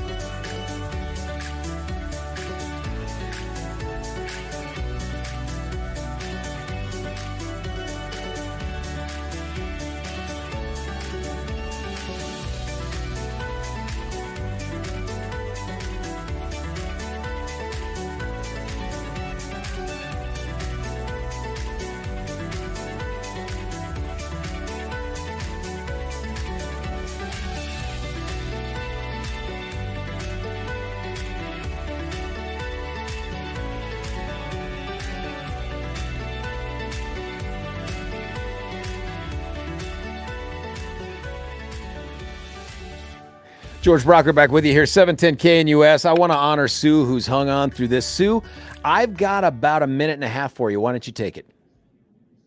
Great. Thank you, George. I'm calling in because I wanted to share my agreement with the GOP that Republicans should be able to choose their Republican candidate. Yeah. The reason we're suing is because the open primary is not constitutional. In 2000, the U.S. Supreme Court Jones decision declared that a political party cannot be forced into an open primary system. At a minimum, it violates the citizens' constitutional freedom of association.